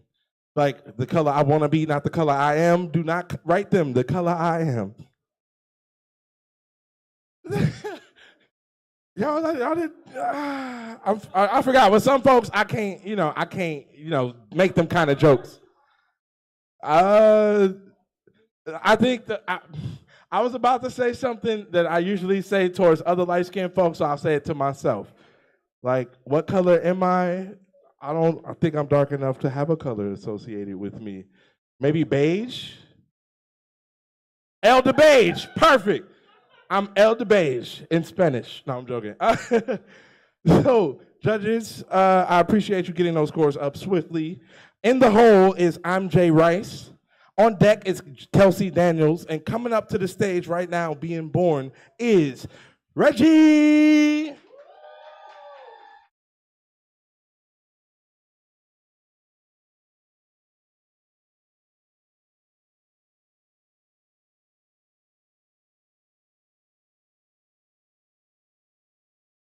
God reinvents the gold chain circa 2019.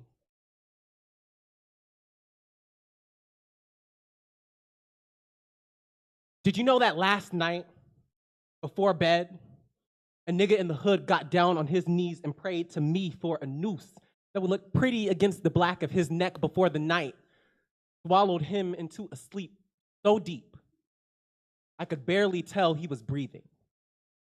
Afterwards, I melted down the stars until I could work them into the tiniest ovals. Hammered a galaxy's worth together until each ringlet became a prayer that unraveled itself into an infinity of hands, grasping another infinity of hands until they both became something bigger than depression. A chain is a flexible series of interconnected metal links used for fastening and securing objects, and gold is a precious metal so shiny I have watched niggas kill each other just to see whose blood will look prettier because of it. Truth be told, every star in the night sky is the ghost of a black boy who called out to me and got exactly the death he was looking for, so every chain in the hood got a Bible's worth of prayer. A litany of dead names holding hands until they become a Mobius of sons holding a black boy earthbound. Don't you dare ask me to call you home in the dead of night when I can give you all that shines in the dark blue sky, boy. There are days where your ass glows sunlight yellow, where you smile supernova hot. Do you expect me to braid that kind of flaming joy into a slip knot death? I can make the cool metal of a chain link fence feel more comfortable against your skin than any twisted cord, so let me sing into your ear while you sleep. Let me give you a sunrise hymn. And if you must be drenched in blood, let it be from my own veins. Let me pour a chain around your neck, each ringlet, an infinity of hope, grasping another infinity of hope until they both become a bigger prayer of please, stay alive, please, stay alive, please. Stay. And when you wake up in the morning and look in the mirror, see yourself draped in celestial light, dripping and fly as fuck. When they ask you what happened here, you tell them that you found God in the light of a golden pendant reflected in the warmth of your own body. You tell them that God is out here giving out ropes or something a nigga ain't even got to choke on.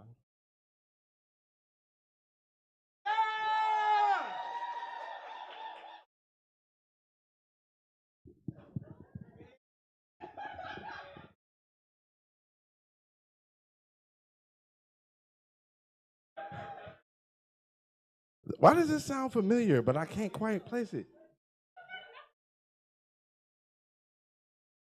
Okay, it hella sounded like a Keisha Cole song, and I was finna be hella wrong.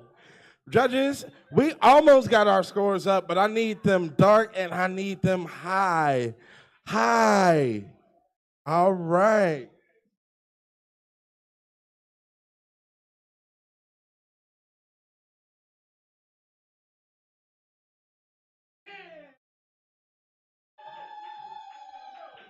Give it up for the poet one more again. All right, so we're winding down towards the end of the slam. We're like, oh shit, that's why I would have been wrong. You gotta love hood remixes to classic songs. Ah man, I'm gonna make a special request to the DJ so you can see what I mean. So, in the hole, we have Colin. On deck, we have Amjay Rice. But coming up to the stage right now is Kelsey Daniels.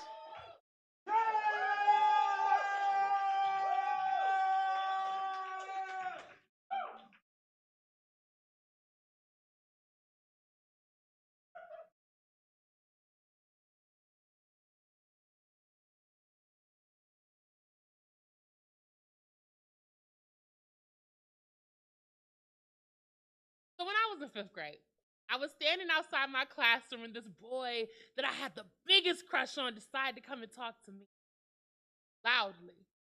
He decided this would be the perfect time to point out my big ass belly. How it was much larger than my breasts, except for he wore breasts because he was only in 5th grade, but his comedic timing was well beyond his years. The whole class erupted. They laughed and he laughed, and if I were white, I probably would have turned cherry red. Instead, I tried to turn wall. I inched ridiculously close to it, thinking if I perpetrated hard enough, eventually the structure would have to accept me as one of its own, and I would be released from the burden of being. I'd be free of the reality of having to be here. This is the start of my obsession with nowadays. Oh, you're gonna know that a bitch is here and worth the seeing the skin. To not come with an instruction manual how to love its contents, and I'm doing all right. I'm no longer the compass from those unable to see my light. I'm getting used to life in this here reality, and won't you celebrate with me? This luscious ass stomach that mimics jello whenever I let a raucous chuckle. My giggle has a way of giving away my presence. Much like my present form, I'm not really hard to miss. And ain't none of me hard to love. Choosing myself isn't always easy. You can't self-esteem out of fat phobia into making doctors believe you're actually in pain or having employers honor your access needs in the world. It's chosen a contentious relationship with my body. And I revoke consent. Message. It is illegal to shout fire in a crowded room when there is none, but I have a secret.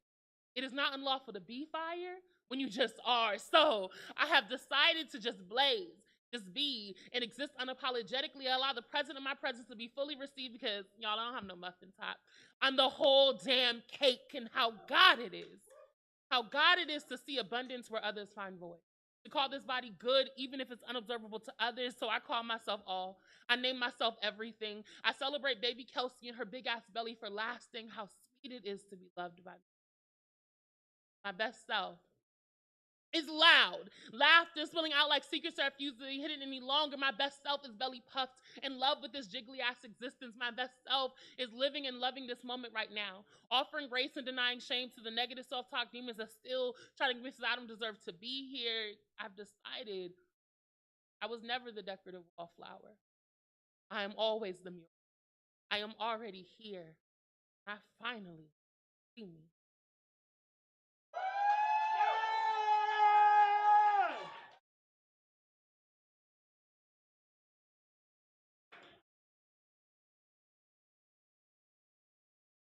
So I am so glad y'all are here thugging it out through the second round of the slam, because I ain't gonna lie, usually on slam nights, you know, there be some people that leave after the feature and they miss out on the second round. And everybody that touched the stage and everybody that's about to touch the stage of like for the last two poets of round two, is going to knock y'all wigs back. So y'all are in for a treat because we have 2 poets left before we giving people money. I know. I was just waiting to see them all up.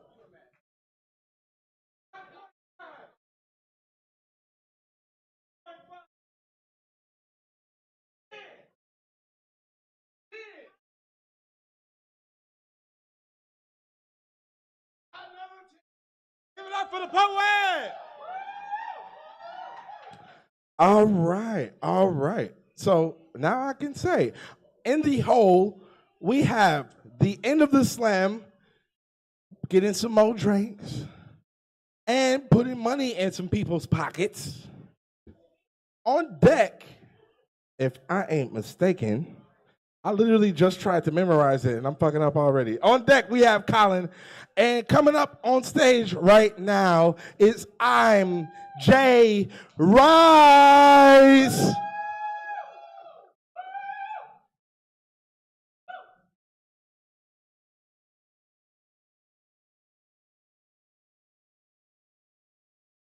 At first sight, she was art in motion. Her silhouette stood straight like 12:30.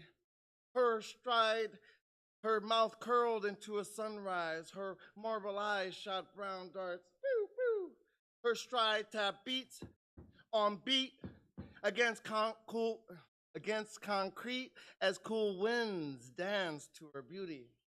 Everything, everywhere didn't matter, because she here. I was the first sound made from her lips. I, lost in a trance, unable to say she. My mind rendered to a weakened state, watching our moments slowly drift away. See, I wanted to say something to impress her, something far clever than, hey, something better than, yo, good name. I want to say something like, your parents must have been Mrs. Nearly and Mr. Perfect. The 99% blessing sent to this earth's surface. Your cursed smile gives this poor man purpose, granting value to a future that was once rendered worthless. Nah, that's too deep. What I wanted to say to her was something like, if I took your sweet face, put it in the oven for 30 minutes, take it out, let it cool, be a cutie pie. Nah, that's too corny. What I really wanted to say was something like, let me get hit by a bus, die, and turn reincarnated your contact lenses. So I can live inside the heaven in your eyes. Nah, that's too dramatic. What I wanted to say was something like, I want to tattoo kisses along every scar left from a lonely tear. And once my lips have relieved your pain, I want to use my tongue as a wet brush and paint your orgasm. No, that's too assertive. But what I really wanted to say was something like, you make me want to become a better man. Stay tall from wherever I stand. Make the best self I can so that I can be your best man. That was the plan. But in reality, all I said was, damn. As her smile relaxed, she simply walked past the curb without uttering another word. Her car drove off the site. Skirt. Never looked twice at the man stuck at first sight. So I shall say goodbye, like Adam said when he left paradise.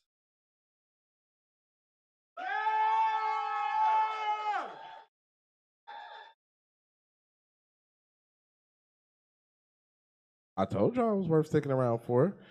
And remember when I said that I was going to make a special request?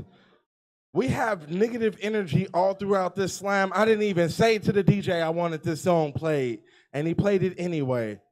So I kind of just want to just bask in it for a second while the judges are putting their scores up high. Okay, I see 4 scores and 7 years ago, but I would like 5 scores. There's like a fifth judge somewhere. Might be in the bathroom. I'm gonna give them time. I'm gonna give them a little bit of time. Oh, okay. Hey, I see I ain't the only one lit. Perfect! Scores up high.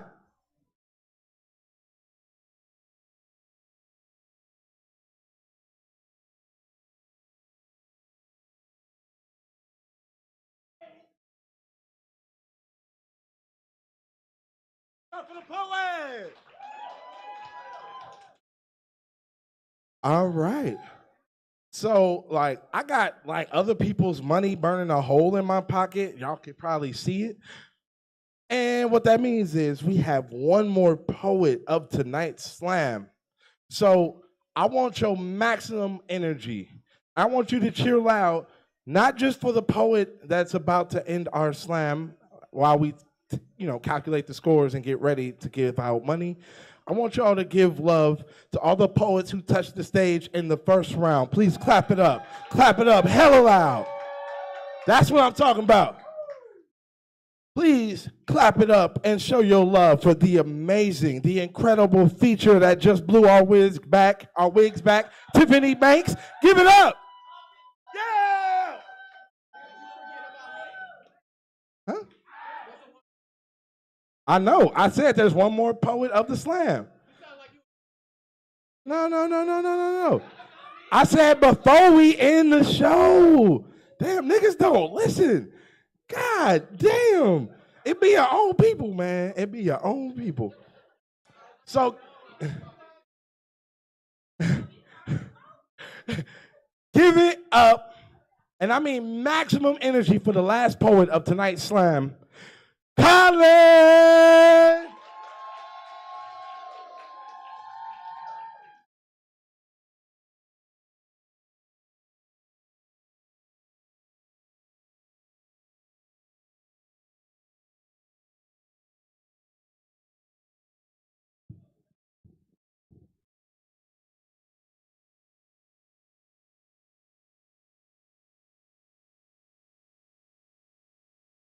Lakeside Park, Juneteenth, 2021. 1. Something about the summer heat makes the liquor boil in your belly. With each bead of sweat, patience leaves your body. It's wet t-shirt weather.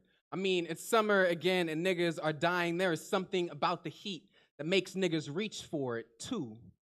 The sun stretches out its arms and calls a few more of us back home. All this heat and we still stuck wearing black. You know, it took 2 hours to bury that man. The ground don't crack open easy these days. Metal bounces off the earth like it was bulletproof, because even the act of dying is harder this time of year. 3. Black is always hot, so I've been thirsty. Calling out for water and only got blood. A bullet, a body soaked in its family's tears. You dig into my flesh, fill me with the dead and call me the earth. A living thing. 4. When the earth is full, it sends me the bodies it can't swallow. And look how you niggas flock to me for safety from the heat, like I ain't been swallowing niggas like you for generations. You know everyone in this city knows someone with an epitaph in my depths. The whole hood crowds my banks each summer. I tempt more and more into my gullet with each passing year. Juneteenth, niggas celebrated their freedom, and I had to remind them that I still hold chained bodies in my stomach. I devoured a few more to remind them that I am still hungry, that bullet holes make a body sink quicker. 5. Makes me physically sick being so surrounded by death and sweltering heat. I oftentimes wake up with a headache and an obituary for a familiar face, and the weatherman says it's only gonna get hotter, which means niggas only gonna keep shooting and keep dying, and the ground will swallow as many bodies as it can carry, and the lake will claim the rest. I mean, niggas will still go chill by the water on Saturday. Last week's deaths are erased by this week's tide. The weekend fills Oakland with new life. Lowriders, dirt bikes, and four-wheelers cruise down Grand Avenue in a way that makes it seem like nobody just died here. Like nobody could die here. Like bullets have no place at the cookout. Don't you smell all this food? Don't you hear all this music, all this laughter, all this joy? Don't you see this is how we mourn? We make funerals celebrations, a homegoing for everybody that drops here. We just throw a couple more burgers on the grill, take a few more sips of cognac, the DJ plays another track, and we all sing, tell me when to go, tell me when to go, tell me when to go, Tell me when to go. And instead of going dumb, we go home before a bullet can make a house out of our bones. The only home going tonight is the evening commute down the interstate, the lake left littered with trash, empty bottles, and an overwhelming sense of joy that it is this moment, filled with laughter and dance and family and a hope for a better tomorrow. This, something not even death, take from us.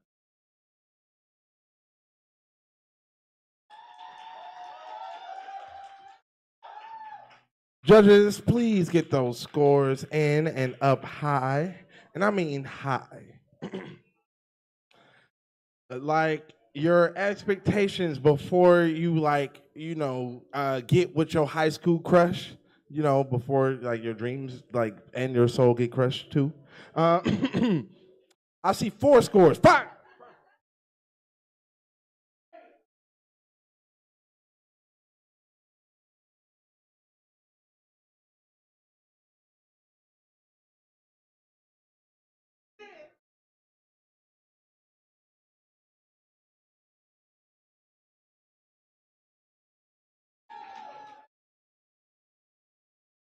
All right. So while our scorekeeper is tabulating tonight's scores, I'm going to let y'all know a little bit about how you could see more dope-ass shows, how you could see more dope-ass poets and art, and contribute to getting people paid. So if you like tonight's writing, before tonight's show, we had a writing workshop at 7 o'clock. So when you come back here next week, we will have a writing workshop right here on the stage at 7 o'clock. If you can't make it in person, we also have the writing workshop online. We're gonna do it via Zoom simultaneously with the people participating in person. We will also have an online element. So if you can't make it in person, you can still make it. Some of the stuff that you will hear at our slams is written in the writing workshop. Some of the poets that performed tonight actually wrote some dope-ass poetry in tonight's writing workshop. Our feature for tonight's show led tonight's writing workshop. So I just wanted to, all right, perfect. Another thing that I would like to let y'all know about before I give out who won money for tonight is that I want to let you know we are here every Wednesday until time ends. So next week, we're going to have CC Gervais featuring right here for our 420 show. We can get lit at the bar and outside because next week is going to be lit. We also run the Oakland Poetry Slam every 3rd Tuesday of the month. So you can tap in if you go to Instagram or twitter.com/Oakland Slam or facebook.com/Oakland Poetry Slam. And I think the last announcement I want to make so y'all understand where y'all can check us out is Bay Poets Unite on YouTube. We live stream every show. Everything that you saw tonight is going to be on YouTube at Bay Poets Unite. And now I got that out the way, I'm going to give tonight's prize money out. And I'm going to start with 3rd place in reverse order. So in 3rd place, winning 40 whole American dollars with a score of 57.6. Can I get a drum roll? Lit. Give it up for Colin. Say something to your audience, sir.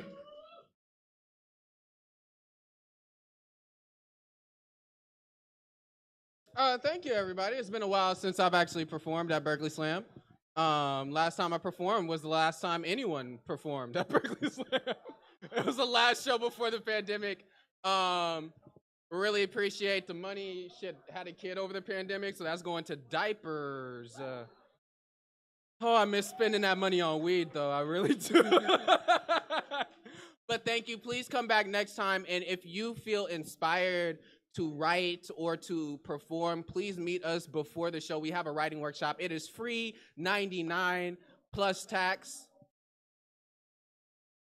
I don't know how that calculates, but the IRS knows everything, so you should talk to them about it.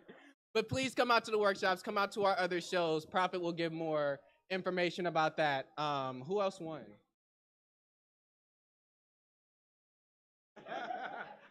Hey, you got your money. That's the important part.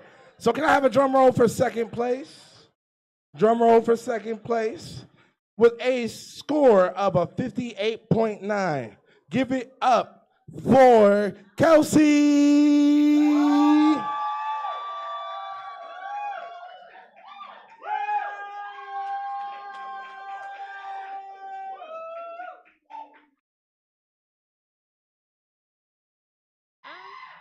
Thank y'all for having me. Make a little San Diego girl feel happy to be here. Yeah, I'll be back whenever I'm in town.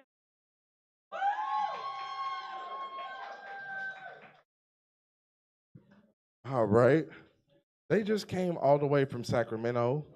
And we have an audience member that came all the way from London, England. So like we everywhere and right here all at once.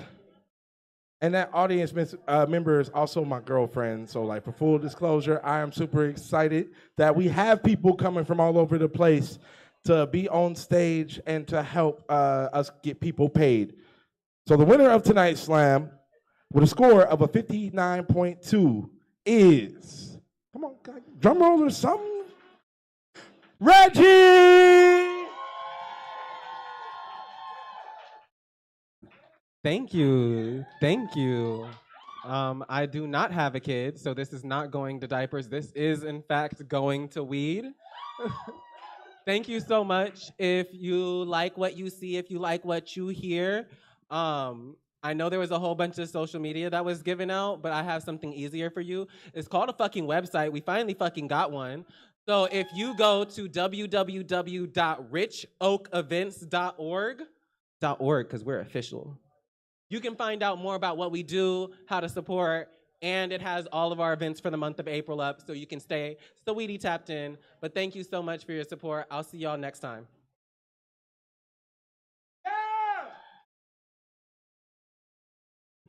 All right, so I want y'all to clap it up for yourselves because y'all have been a beautiful audience tonight.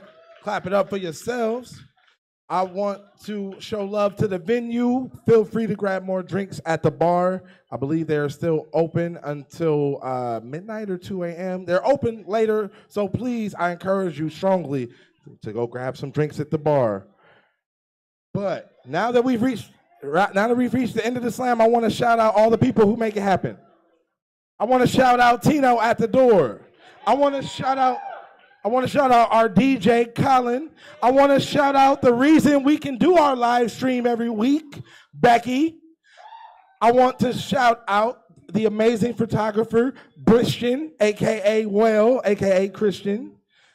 And I want to shout out again our amazing venue, the Starry Plow. This has been the Berkeley Poetry Slam. I've been your host, Prophet. And I am looking forward to seeing you next week for our 420 show with CC Gervais. See y'all next week. Thank you.